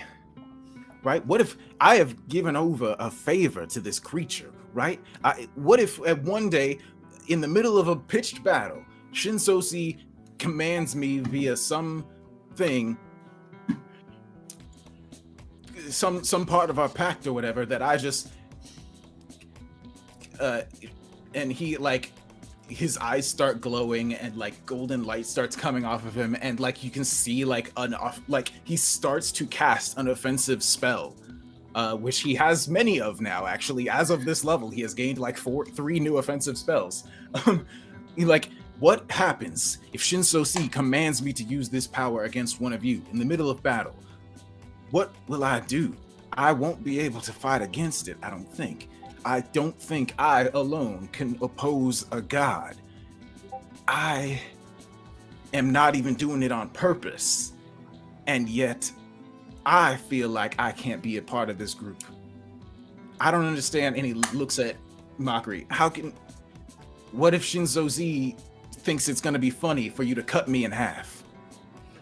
This is the point where Mockery is caught sputtering and stuttering, as he kind of like, you haven't seen him like this pushed into himself since like you first met him, where instead of standing at a taller height, he's all like bent inwards and almost looking up at you, just by like how much he's like kind of like turtled up a little bit, as his eyes are just moving everywhere as he's just trying to think and like explain and trying to reason in his head why that wouldn't happen, but he can't find it. And he goes, I've dedicated myself to the idea of a unified hell, of order being imposed upon it, of all the gods to the throne, bent before the throne. If what you are presenting is the truth, that means that ideal cannot come to pass, and I cannot accept that.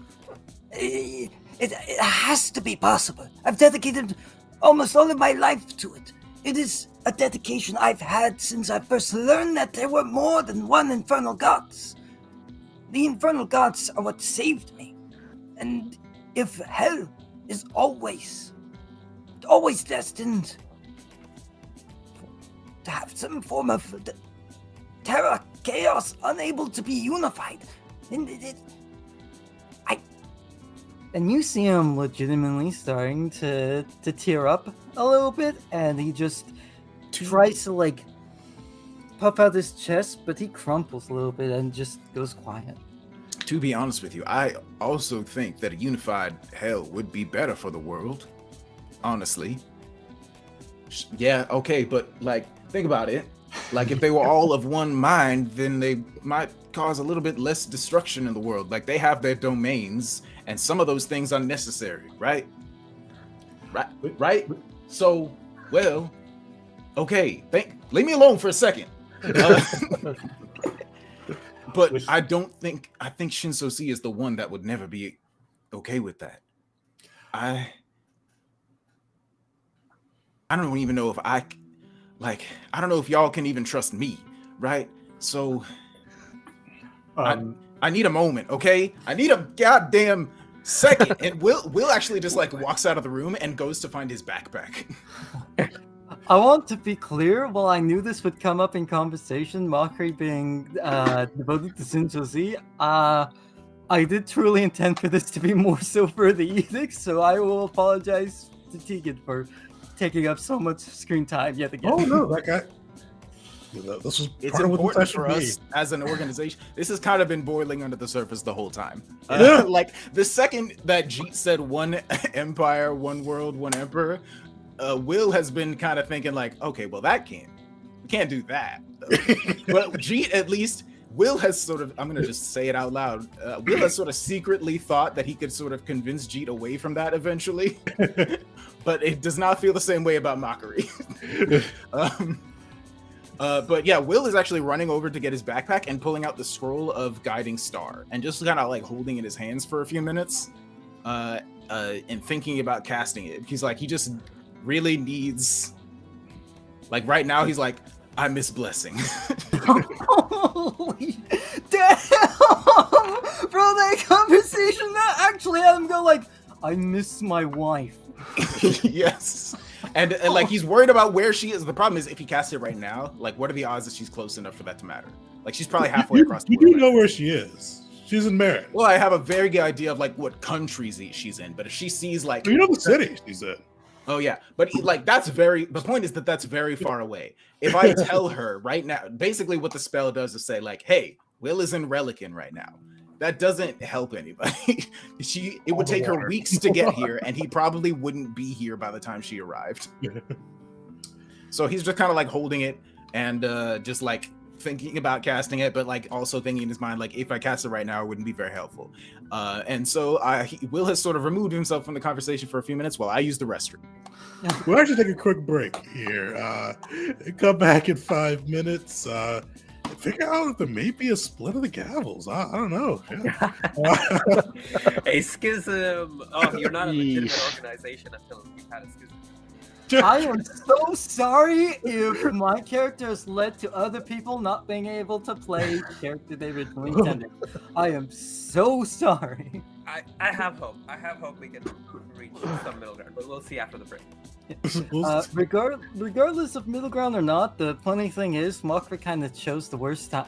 I should actually say me, but it could be the best time of like, he can't actually leave the ship right now, and no matter what, we have to go to Kata to help Kata, because if we don't, we die. So he'd have to just stick on the ship until it's just like, okay, goodbye, I'm gonna go try and do this my way. That would be a very awkward ship ride. Look, we just broke up. Let's spend 3 weeks together in very close confinement. But with that, we'll really be back. Welcome back, everyone, to session 10, where we've been kind of trying to figure out who the Gavels are. They're about to pull a Beatles and break up on us. Like, a little surprising on that side, as well as the Gavels have kind of gone over a lot of the recent decisions between different members of the Gavels and trying to determine who are they, what path do they want to follow, and it's looking like it's a split right now with Jeet, Will, Belric on one side, and Mockery and Wisteria on the other, and a very concerned-looking Ostin and grumpy-looking Beshnet just very quietly in the room. Could be worse. We could have like an even number of characters and make it even harder. The even number would make it very hard. All I gotta say is like, Ostin, oh no, this could be bad. Beshnet, this is not the first time they've broken away from their original cooler. Beshnet is like, he's not muttering, but you can still see him shaking his head, and like, you could tell he's saying things in his head right now, but he's just like, he's got like the modicum of sense that now's not the time to add fuel to the fire. So you can see he's just shaking and laughing at his own jokes as he watches this all go down. But you see as Will goes to get his backpack, Olsen does kind of like hold up his hands and goes, friends, leaders of the Gavels, maybe a break. Just take a moment. I searched through the ship. I did find in storage, it looks like Procles left us a gift. 2 barrels of Fessian Red. I mean, as well as a barrel of the Fessian Pale Ale. I mean, just maybe have a drink. I don't know. You guys like drinking with Kosir, but maybe just take a break and do whatever you may need to do. I could absolutely use a glass of Fessian Red right about now. And he goes like, well, perfect. I'll roll the barrels up. You may need some space from each other as well. So let Beshnet just go and get everybody's order and bring them whatever they may need. And you guys just take a breather. Beshnet goes. Some hot green tea for me, please. I'll be meditating in my room. Green tea. Maybe last time I have to serve all 5? And just oh my god! And also goes, that wasn't funny. No, just go. Just go. Get the drink. I'm professional.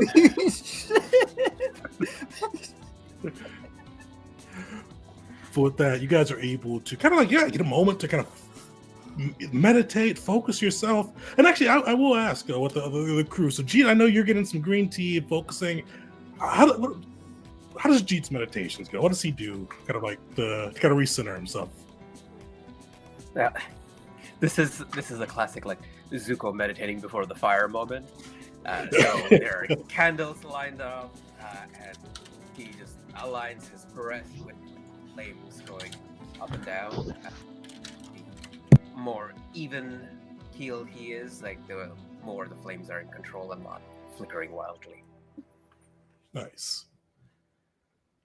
Who wants to go next? I'm kind of curious what each character does kind of after this moment. I mean, Will, I know I'll pick on you, Will, actually, because I know Will went and kind of grabbed the beacon on that side, kind of looked at the scroll. How's Will refocus? Kind of taking that time to kind of recenter. I think Will actually would go out and just like look at the sea, still holding the scroll and just kind of like turning it around in his hands and just kind of look out at the ocean. Occasionally talking to Rashadael. You know what's crazy? I just thought of, you know, that ancient meme that's like two, like a man and a woman, like in their underwear, that's like, I consent, and then there's Jesus who says, is there someone you forgot to ask? Like, that's how like Rashadael's feeling right now. Like, even if everyone gets back together, she's like, what if I'm not okay with it? I just thought that was funny. Definitely.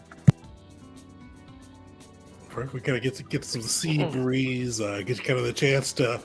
I mean, a lot of the crew probably don't know. Or how open is Will with the rest of the new faction members about having Rashadael in his head?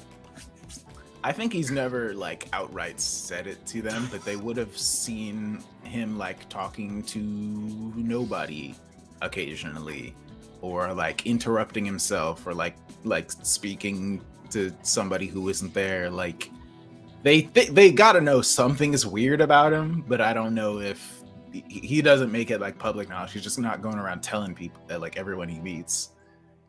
He's told these people because it's important for them to know, and they would have heard her voice. But unless they've been in combat, like, or around him when he's casting a spell, like, they probably would just think he's insane.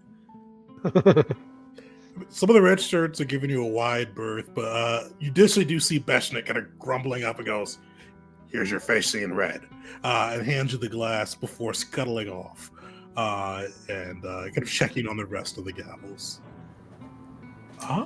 Mockery, Belwick, Wisteria, what do you guys do kind of during the timeout?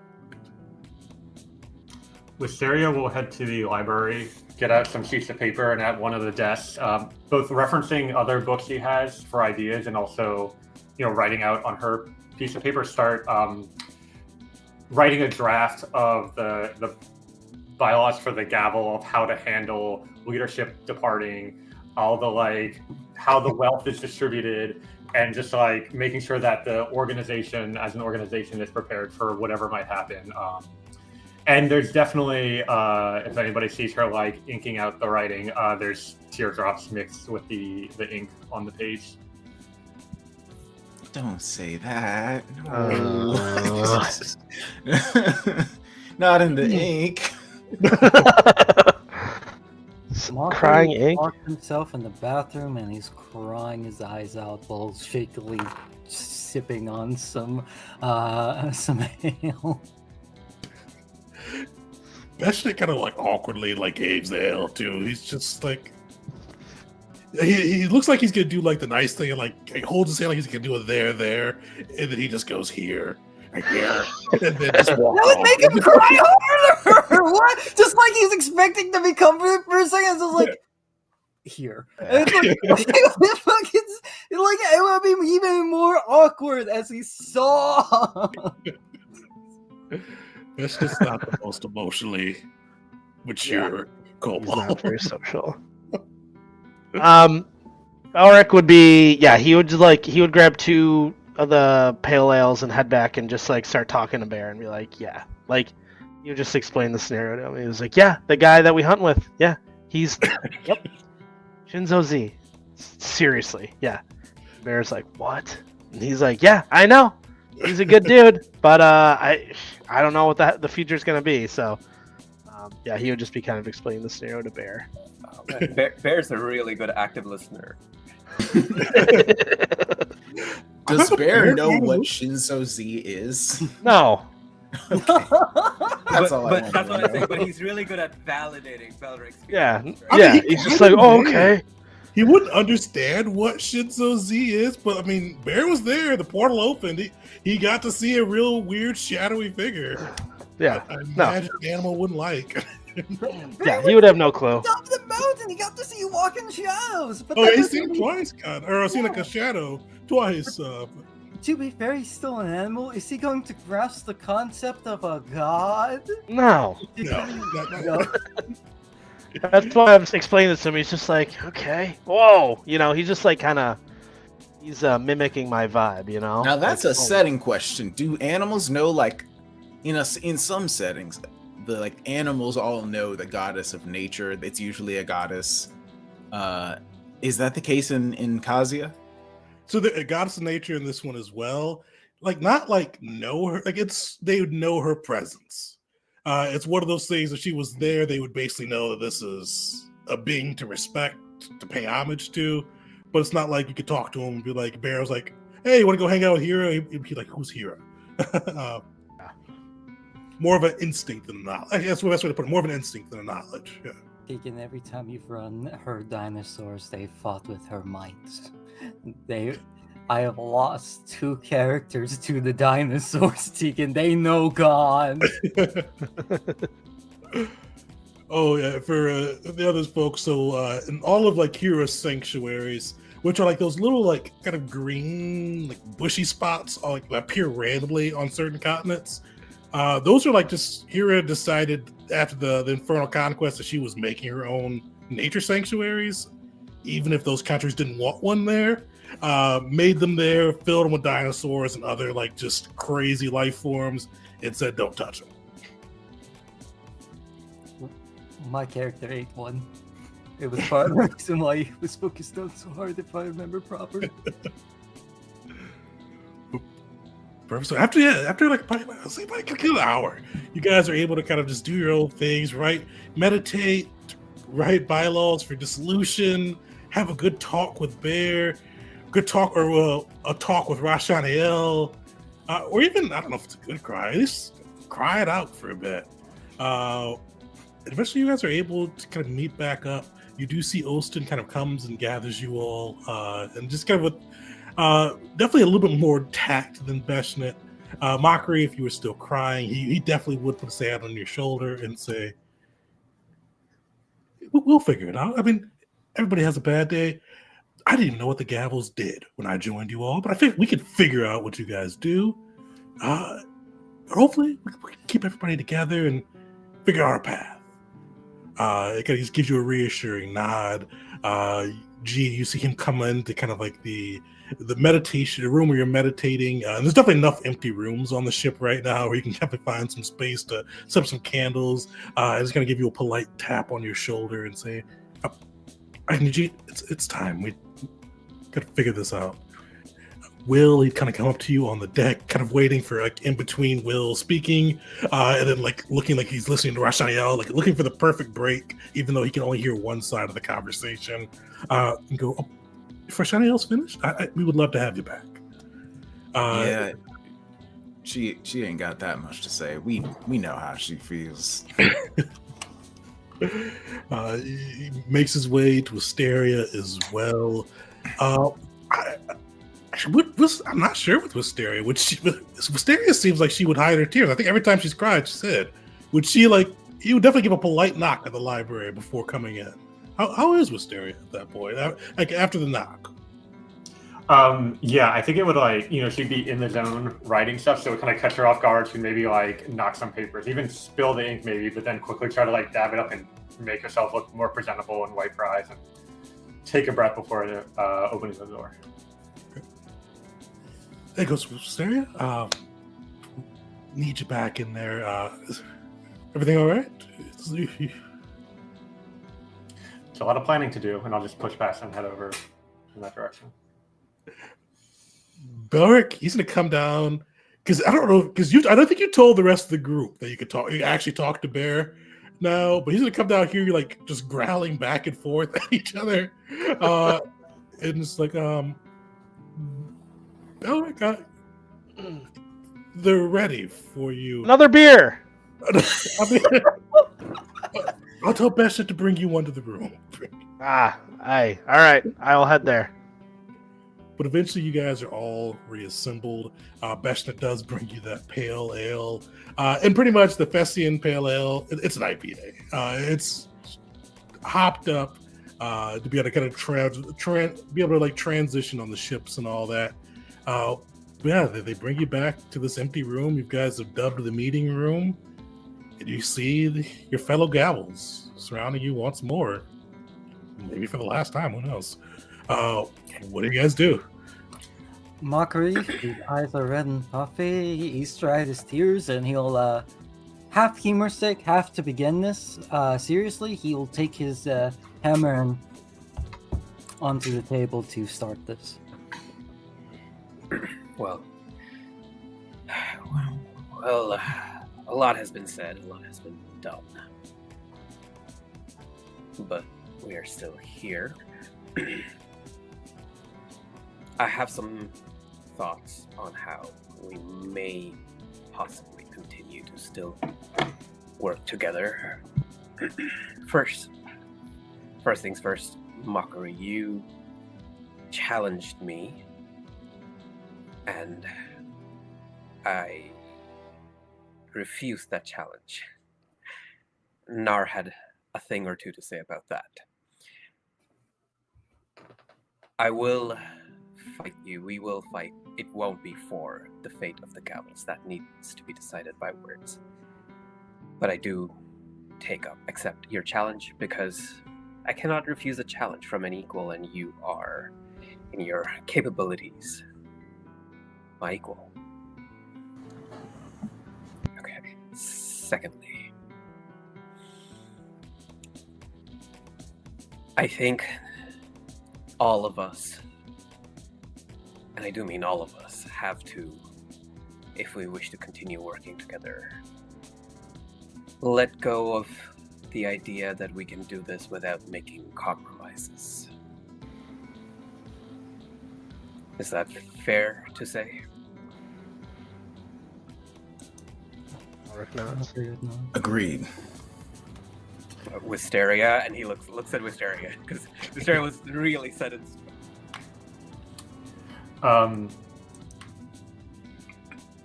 I'd like you to elaborate a bit more, please. Well, I suppose in your case, I see what you mean in wanting to make the Gavels a safe haven, but we really do need to have standards. We cannot... If someone were part of Gavels and they were sowing disorder, sabotaging our work, working against us, or, like really harassing or just assaulting other members of the Gavel, we would not keep them in. Surely you agree with that? Yes. Okay. Good, that is what I mean, that we cannot blanket accept everyone. Okay. We have done some good work together, and I was trying to find threads among that work that we all can agree on. So, here are some possible proposals for edicts of the Gavel. 1. Protect the weak. He looks around. Aye. Okay. Yes. 2. Fulfill our contracts.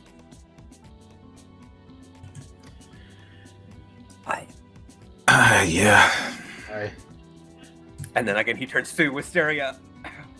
And I mean, going forward, every contract that we assent to, whether verbally or with signature, fulfill the terms of the contract. I will say the exact terms, and I will leave you to figure out the spirit and intention of the contract. Is that fair? Yes. Okay. And then the last one, the one that highlights how we've been making our way forward so far.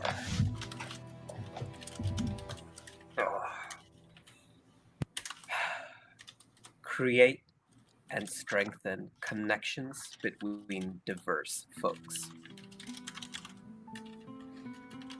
Mockery would very much nod to that. Aye. Invitation to order has been a very big goal of mine. Part of the reason why I joined. To that, I can very much agree on that edict. Right. Okay. So, on my part, as much as I can on the side, I will do what I need for my own personal ideologies, but I will not be using the Gavels to enforce one world, one order.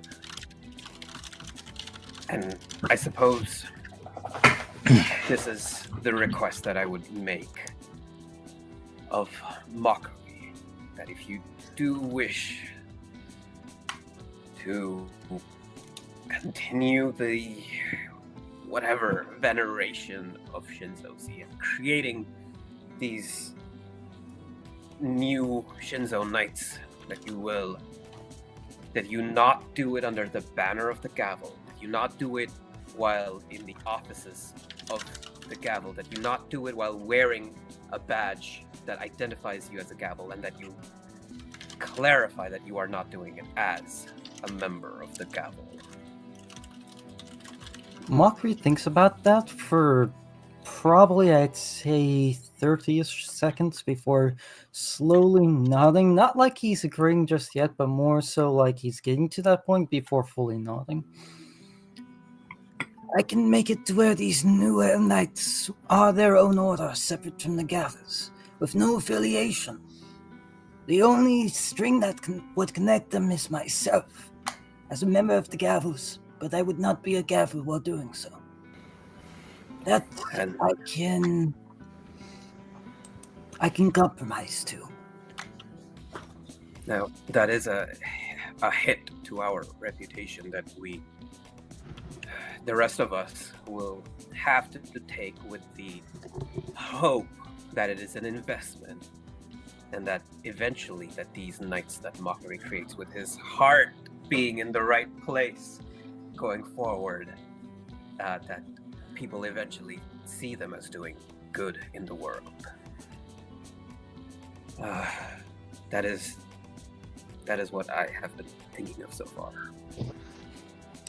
Mockery will actually speak up and say, With what has been said before I was headstrong in my pursuits, now you have given me something to think about.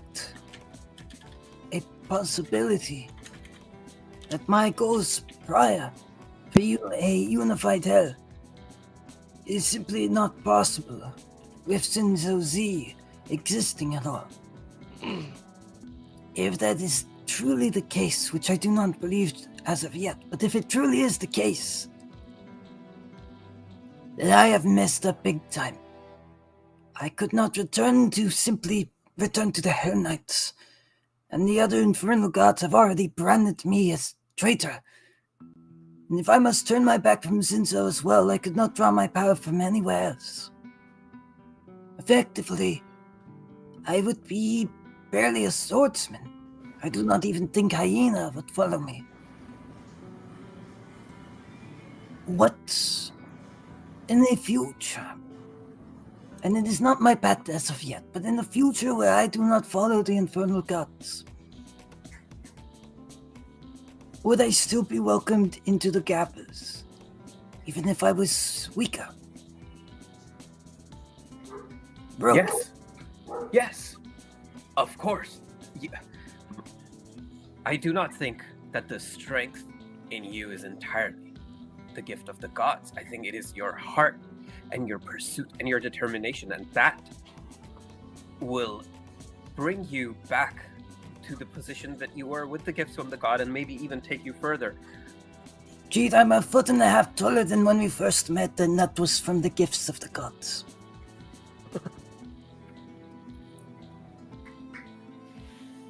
Olsen pipes. Oh, go ahead, G. Go ahead. Go ahead. Olsen pipes up and goes, but well, there are other gods. You'd have to find one that's, and I mean no offense, find one that's willing to take one that is broken to oaths, to 5 different gods, but there are other gods. Damn, Olsen. Mockery's just like, he finally lets that sink in, and you see him sink into his chair and just like mutter to himself, By the gods, I have broken 5 oaths. 4. Fuck!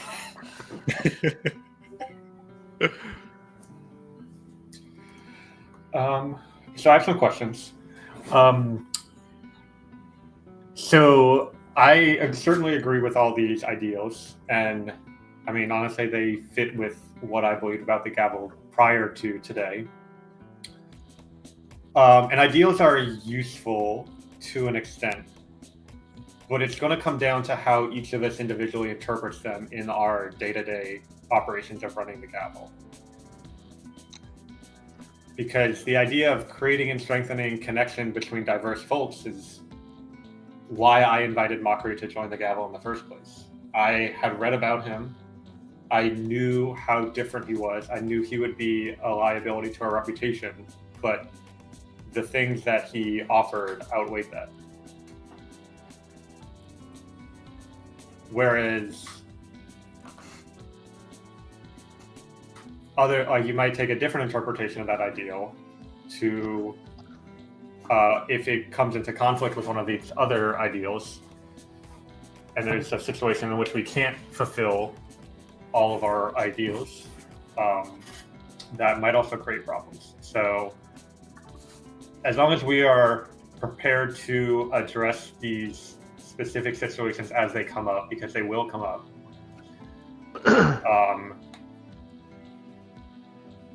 honestly, I feel like I got everything I wanted out of this. Well, I was imagining them being ordered, hierarchical, protect the weak above all else, fulfill our contracts, and then create and strengthen connections.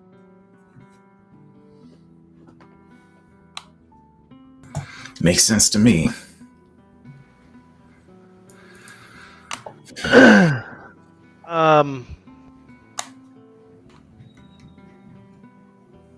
Ulrich will kind of like look over Mockery,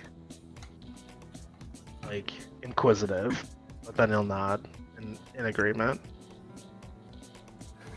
At the very least, we For your thoughts? must complete this one job that we were signed up for.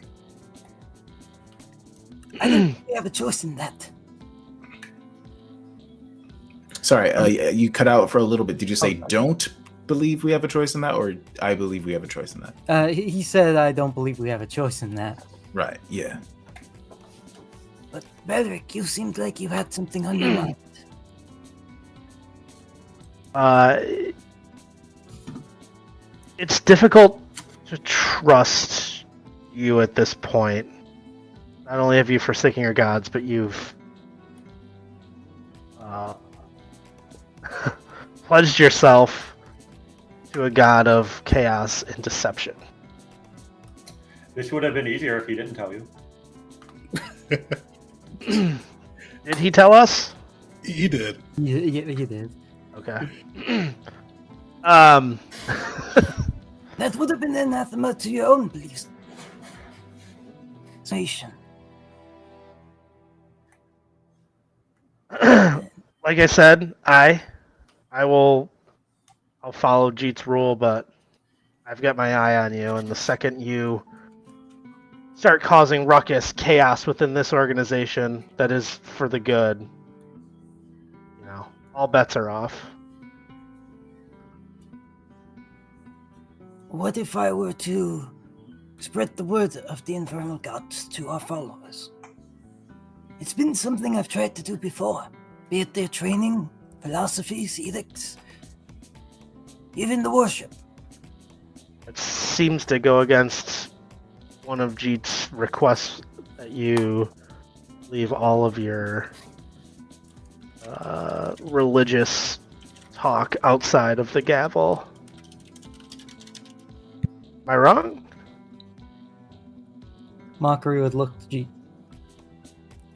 I didn't think on that. I see. Thank you for the clarification.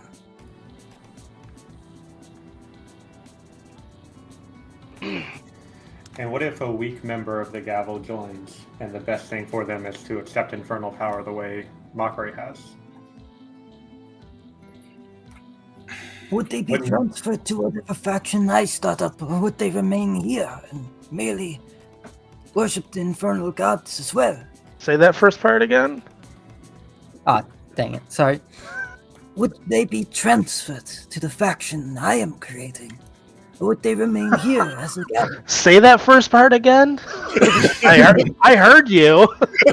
Um, I heard okay, you. look, I am creating a faction? I've said before. Hell The Knights of my own. the chaos. Okay. Sorry, I guess I would know the Chaos Knights. That was the Hell Knights. Yeah, I would turn to Jeet. Could, that brings up a good point. Could a Hell Knight of my order join the Gavels? Or vice versa? Want to recruit within our ranks? I do not need to. But if they so chose willingly after seeing what I had to say separate from the Gavels, would they be allowed? These are all hypotheticals. I do not know that we need to address these situations right now, but if I had to say right now, crossbow to my head, I would say no, well, we would, unless they were willing to give up their ideals and their membership in your organization, they would not be able to. Look, organizations are susceptible to infiltration, sabotage. Like we know that this might happen anyway as our organization gains some power, and hopefully we have Wisteria, protecting us from these kind of weaknesses that we may have. So I would say, yeah, we wouldn't want to do the same thing with these Shinzo Knights. Joining us en masse and then gaining a majority in our group somehow. Even though Mockery would be I part of that? propose. Yes, that's Yes, something I was yes. going to bring. Yes, that is the concession we are making. This is the compromise part of everyone having to make the compromise. Is Mockery is allowed in, even though he has a finger in two pies. But as long as he keeps those concerns separate, yes. Would you And then extend he looks unhappy as he's saying all of this, and then sort of like looking towards Will and Belric. Like, hey, do either of you guys want to like overwrite this? Can you be the bad cop for a while? I have a proposition. You need not accept it in truth. I do not prefer it, but it is one that must be acknowledged. However we do this, I will be starting my own faction. And it will be a separate faction from the Gavels. Rather than dragging you down officially, as a member of the Gavels, I could separate. Have my own faction start up and be allies to you in secret. Shinzo is the god of deception, of shadows, and while I would prefer the knowledge to be known, I am trained by the Hell Knights, and the Hell Knights are also trained to be assassins, as well. He taps his armor. I could lean into the stealth and subterfuge of my own knights. I could be separated from the Gavels. You fill my role, but I would be helping you from the shadows. Would this be a better choice for my own faction I will start, and the Gavels as a whole, than myself staying? Keith is unsure, so he'll turn to the others. It sounds like something that you would have to make that decision, right? You fulfill your other faction's duties while fulfilling a leadership role in the Gavel. I can do that, but it is more so the strain on the Gavel itself, my beliefs in worship, and how that makes others perceive us, as well as the actions I may take in the name of my God. If I am become anathema, I would not want to hurt each of you with that. Nor do I want to leave in truth. But if I were to sow chaos here, in a way that would destroy us, like my outbursts before almost had, drawing lines, I do not want to do that. But I will leave it to all of you. Perhaps that is cowardly in myself. I believe a vote. I think the edicts bind us all, and if any of us were discovered working consistently against these edicts, our membership would be suspect, if not revoked, within the Gavels. And I think the same would apply to you, and by extension, what you command your Shinzo Knights to do. Then I shall bring the Gavel's edicts to them. Whatever we choose here today. And out of character, this is me being like, could I make a new character? If this could be a consistent issue going forward. And I'll be real, I've eaten up a lot. I want to keep playing Mockery, but I've eaten up a lot of screen time, and I see this eating up a lot more screen time. And like, I want y'all to be able to do stuff too, and I don't want to take too much time for myself.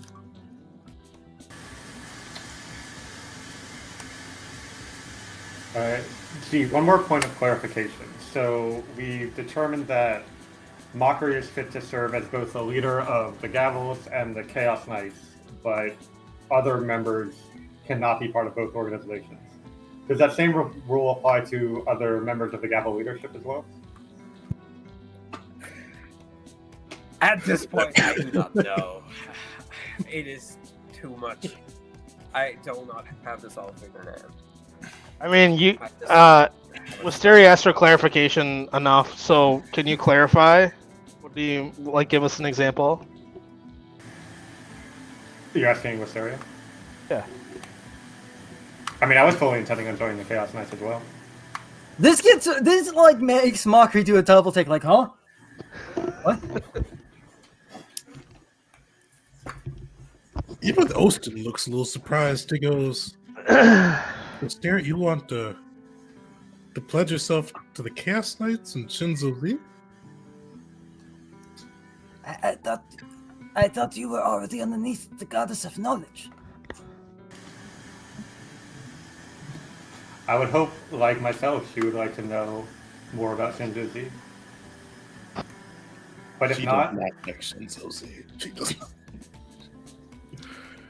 well, that's a conversation she can have with Wisteria at some point. Then. right now, Wisteria is hopeful that the opportunity for information will outweigh that. But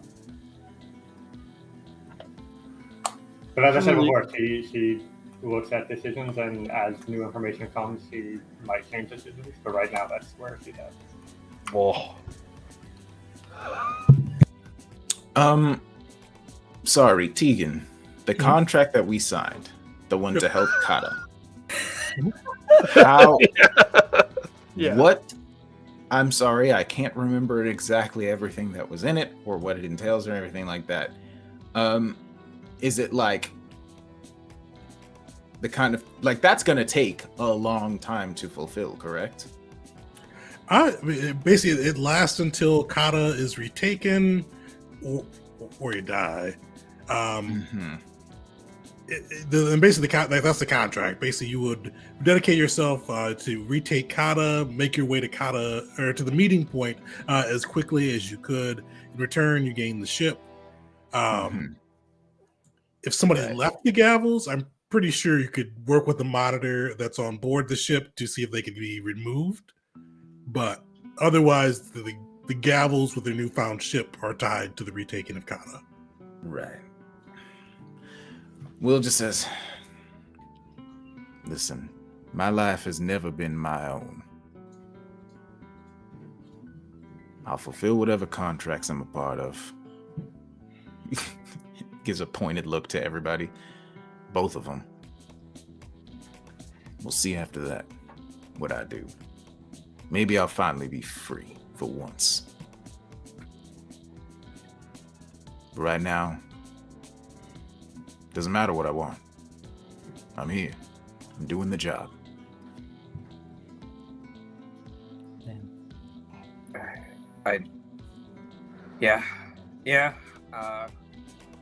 If this is what's going to happen, and if two of you insist on aligning yourself, Witch and Zosie, then I don't know how sustainable this all is anyway. Does the Gavel become these Chaos Knights? Does Chaos Knight become the Gavel? Is there any need for this organization? Even, I do not know.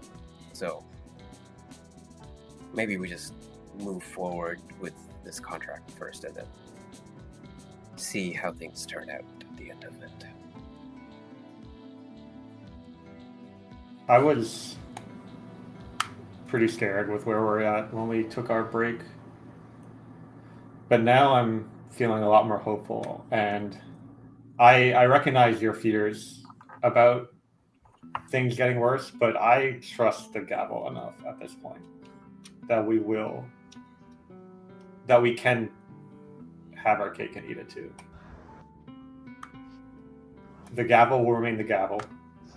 The Chaos Knights will rise, and we will all work together to achieve the 3 edicts we've outlined.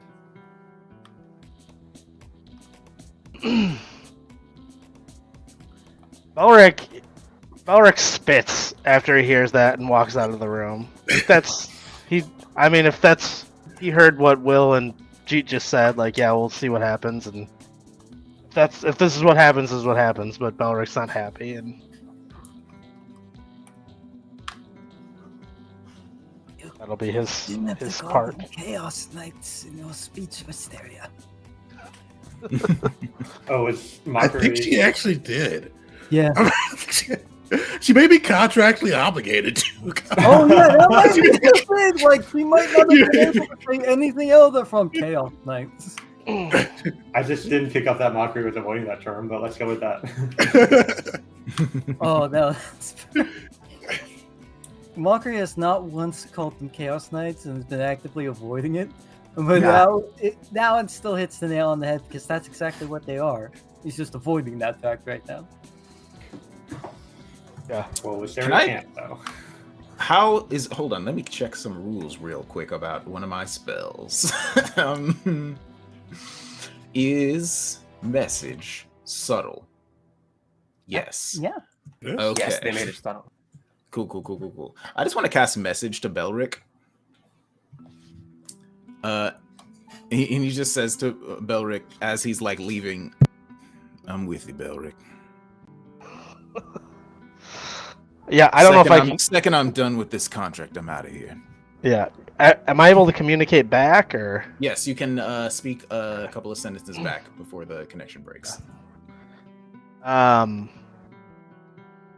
don't trust any disciples of the God of Deception. And honestly, and I'm gonna do it again because now, honestly, you shouldn't trust me either at this point. Oh, I understand. well, yeah, no, I mean, I wasn't. That wasn't a. No, I was. I was talking no. strictly about them with the Chaos Knights, but yeah. I guess I'll remain silent, but yeah, that wasn't a dig at you. No, yeah, absolutely. Well, No, that's Will making a dig at himself. Sure. Because now he owes a favor to the I know. worst guy. We found the worst guy, and I Yeah, owe him no, a that's- I'm the worst guy. Out of character, yes, he is the worst guy to pledge yourself to. Canonically. All right. So like, all right then, I'm gonna retire to my quarters for a little bit. Sorry, remind me again. I keep losing track. We have not left already? Yes, correct. Yes. No? You're not, but like it's pretty much been a couple hours on the sea. Okay. God damn! All right. I'm gonna go find some busy work to do. I gotta say, a few hours out of Eteria, the Gavels are dead. I mean, to be fair, you guys started this conversation probably like 15 minutes on the sea. I thought, to be truly honest, I thought we had started it before leaving, but hey. God damn. All right. So, Jeet is feeling like worse and worse about this conversation, and then he is like, it really gets to him, and then he can't anymore, and then he goes to like the edge of the ship and throws up. He's so tortured, he's so wrecked that it takes him like 4 more hours to realize that brief pause after the word throws. I was harrowing. I was expecting. Rose fetching it off this side. And then it takes him like a good 4 hours to realize it's not a conversation. He is seasick. Oh my goodness. Yeah, I mean, is this Jeet's first time kind of on the open seas? I know he went to Codinia, but he could walk to Codinia. Yes. Yeah. He's been using land travel everywhere else, so now he goes like full on seasick, and it is absolute misery. Like first of all, he doesn't like the look of the like full expanse ocean, and when they lose sight of land, it becomes way worse, and he's now only surrounded by water.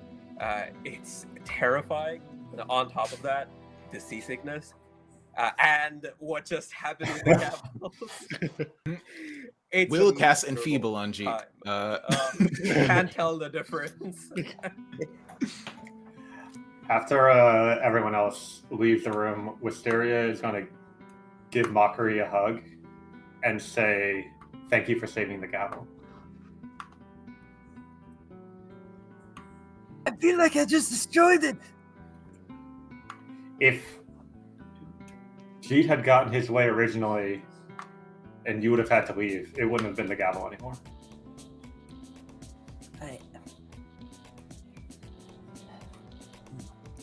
This time, Wisteria, I believe you give me too much credit. I don't know if I've made a mistake. What do you think? About Shinzo? About my decision? It doesn't matter what she thinks. I love that. Because Mockery on this, I had planned on relying on Wisteria for advice. The perfect storm. I've tried and failed to accomplish so many things. Shinzo is a god. If they can't accept him, I don't deserve to be here either.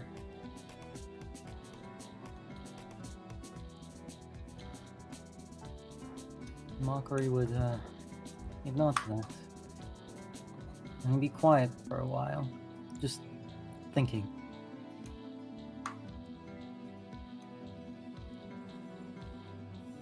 Perfect. You guys are able to kind of, all take a break from each other once again. Get used to the life at sea. Get used to your new boat. This boat, while the Gavels may be fracturing a little bit, this boat is yours. This is the new, the aptly named Balancing Act. Oh God, Christ! Didn't even realize I was about to say it, but yeah, it's your guys' ships, and so far, I mean, it's a little bit of a metaphor. I mean, so far it's balanced, though the beam does seem to be cracked a little bit. Looking around, kind of looking around your ship again, like you get to see just kind of like see how the sails function, how the oars function. You get to see kind of a lot about your new home. We'll cover a couple of things you guys have on your ship this session too. Actually, this session we'll kind of cover like a little bit of like how you'll sail the ship across the seas and some of the cool things you got on board outside of like your library, where you'll be able to do research and be able to find out kind of different things about the world even while you're at sea. You've got the aviary where you can send messages to people depending on how far of a distance away you are. All board the ship, you have 2 siege weapons as well. You've got a heavy ballista along with the boarding harpoon. And you guys should be able to... Do you guys have access to the boat and horses folder? I think I made it open to everybody. Let me make sure. I see it, yes. The balancing act. Yippee! There it is. So that's the ship. It's got all of your kind of siege weapon stuff. It's got its HP. It's got its AC, all of that. For Sorry. It's got your bonuses in there too. So your extra hero point you guys have for being aboard the ship, or for doing kind of resting aboard the ship, along with your aviary and all that. He goes over how the siege weapons work and where you can kind of click on them to do their different effects. Also in your inventory too, they stocked you pretty well. You got 20 ballista bolts and 20 harpoon cans. I should rephrase that in the inventory. Sweet. I think so. I think we've went over some of the other ship stuff before. Pretty much, just if you ever want to use the siege weapons, take a look at those. Those are basically how you can pop those off. They do pretty solid damage, though you have to take turns to aim them and load them and all that. If you guys ever do want to speed up the loading process, there was one of the enhancements that does take a turn off loading for those. And then with the ship too, I think I did post this. The ship can be repaired once per voyage, utilizing the repair action. And then after that, any additional damage must be repaired using downtime. But if you get below broken threshold, which is half HP, you would need to be in dock to be repaired. Do you guys have any questions like on the ship or like the siege weapons? Is it still seaworthy if it gets to the broken threshold? Oh, it is. Broken threshold, off the top of my head, I think it reduces speed by 10, AC by 2, a couple other things too for vehicles, but it's still seaworthy. It doesn't sink till you hit 0 HP. And the nice thing too is it has a 15 hardness, so any damage below 15 doesn't exist, and it minuses from whatever. If you did 30 damage to it, you do 15 damage to it. Gotcha. So, will we be rolling to get to Kata? You will be. We're not going to do that today, though. Got it. Because with those, each of you guys took a job on the ship. Wisteria as the pilot, Belric as the navigator, or master if you guys decide to row, Will, or if you aren't able to catch the wind. Bolt Swan, Jeet, if you guys decide to kind of utilize the sails. And then Mockery is definitely a rigger, and then Will or Jeet, depending on if the ship is sail/rowed. We'll be kind of working on getting the riggings and everything going for the group. All right. Yep. I will also say that starting the second day on the ship, Jeet is every time he's going to be on the ship, every day he will prepare and cast this spell Heighten to rank 4 on all of the main cast. Oh, nice. If you'd want to, you can say you did that day 1 too. I think he just didn't realize how scared he would be of the water and drowning. And so, starting day 2, he will now just have it. And so I'm just going to have that slot crossed out unless we spend more than a day on that. Okay. Good to know. I have had a scroll of water breathing in my inventory for most of this game, and then we have been in a desert. I was like, I'm sure it'll come in handy at some point. Perfect. The last big question I've got for you guys: what's watch order aboard the ship? What do you mean? I'll do. I mean, do you let the Okay. faction do it? Do you not? Or is this leadership do watch hours? Is it just the faction? How do you guys handle that? Oh yeah, we've got people for it now. I mean, I would openly tell Jeet that I don't trust Mockery or Wisteria to be on watch, so I would request other members of the faction to do it. That is fair. It's a balancing act. Jeet, as quartermaster, will set the rotation, and he will not assign any other of the leadership, any other Gavel leader on the rotation, except sometimes himself, just to keep things fair and take the concern into account. I was actually just about to request for Mockery. He was going to say, like, let me be on guard duty to make up for the big argument. Oh, no, we cannot do that. Let's train our... let's make our followers feel useful, and also, if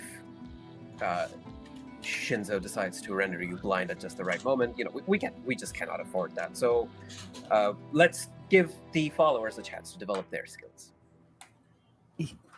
Mockery would nod and agree with that, and you would notice when you make the thing and comment about, like, oh, if Shinzo made you blind at the perfect opportunity, he neither takes offense to that, and he acts like that is a perfectly reasonable Jesus thing that Christ. could happen. All right. Like, he does not react to that like that's unsensible in the slightest, which I'm not sure would bring, like, okay, he knows what he's getting into, or more concern. No, I love that. This would really terrify anyone who's listening to our conversation, because Jeet is also not being accusatory or frightened or anything. He's just mentioning it conversationally that yeah, this can happen and we've totally screwed it. You accept it, so yeah. So anyone listening would be terrified. But I hope to. Bauer couldn't be listening, or else he'd jump off the ship. All right, let's swim back to land. Oh, with contact. All You right. see, let's that shit swim was kind of back. following, writing all this down. And Oh, just God. appalled. And you hear him kind of mutter, "Really?" And just look around and just writes it down. Just We made the contract, like, for a split second go like, Ak, you're serious? I'm also looking at everyone's stats, and Will is actually quite bad at perception overall in comparison to most of the party. So, Oh, Mockery's got the -1, I just realized.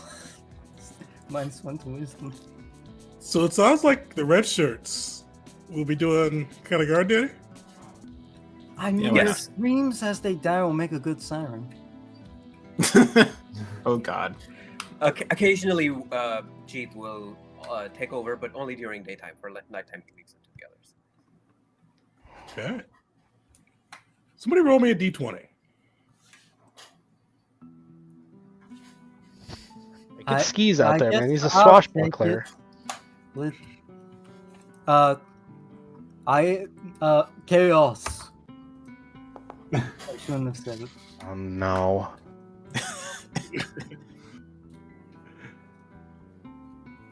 First night aboard the vessel. It's been a day of contention, a day of uneasy compromises. Now that we think, I don't think anybody's truly happy with all of the decisions that were made today. But compromises were reached. The Gavels, while fractured, are still as one. As you guys kind of go either straight to bed, start to pursue your own research, your own ends, kind of just take the time to get familiar with your boat in the easy waters of the harbor. Eventually, you start to feel the waves increase, the ship starting to bounce a little bit more further. The waves continue to get choppier and choppier. You hear water hitting the deck. as rain begins to fall and patter against the ship. And for a moment, just the sound of the rain, the sound of the increasingly unsteady waves buffeting the ship, kind of rocking back and forth, are all that you hear. But eventually you do hear a horn blown from your own ship, calling, like, just, Gavels! There's something in the clouds! Yelling for kind of the people to come and see. As you all make your way up there and take a look, you see, kind of nearing the ship, rapidly approaching speed, 3 creatures in the air. Well, 5 creatures in the air. You see on either side of this enormous creature, you see 2 wyverns. Their wings Of beating course. Aboard these wyverns, you see 2 soldiers kitted out in black and silver, the colors, bearing both the colors and the symbol of the Imperialists. But the thing that probably draws your eye, it's probably hard to even see these 2 bracketing either side of the creature. You see a dragon flying in the middle. You see this creature with deep blue scales, almost as blue as the dark water beneath it. Wings beating. You can see the water beneath the creature just buffeted by the wings, collapsing waves as it goes over them. You see its eyes focused aboard the ship, and you hear it bellow out in its gravelly voice. High Prince Aterza sends his regards. And that's where we're going to end our session. What? I have Great. one bit. I got one joke. Great. As Mockery was coming out to like see what was happening, he's just like, "I dedicate this combat to fuck no!" 3 flying creatures. Which one of the gods is that again? Is that an infernal god? What's Probably. their domain? Yeah, That does kind of feel like the naming scheme, like as a single word, it fits in the same like naming scheme as some of the other gods. Like, oh yes, the god. Oh fuck no. Yeah, so next session, you guys will get to deal with that. Prince of Tears are getting a bit of revenge, sending his wyvern knights along with their dragon allies after you all. So this will be first fight with the ship. You guys can be able to use some of the ship stuff along with it. And Also, it'll level be 8 stuff. Level 8 stuff. And it should be a fairly challenging fight overall. One of the nice things you guys being level 8 is we can bust out some dragons. Oh boy.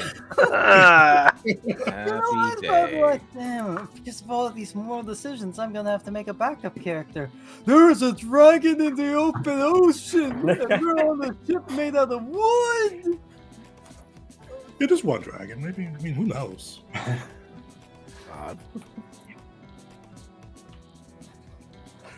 Okay, I didn't lose the character that one shot, but I did get absolutely annihilated by a dragon or 2 when we ran to level 21. So consider me very terrified.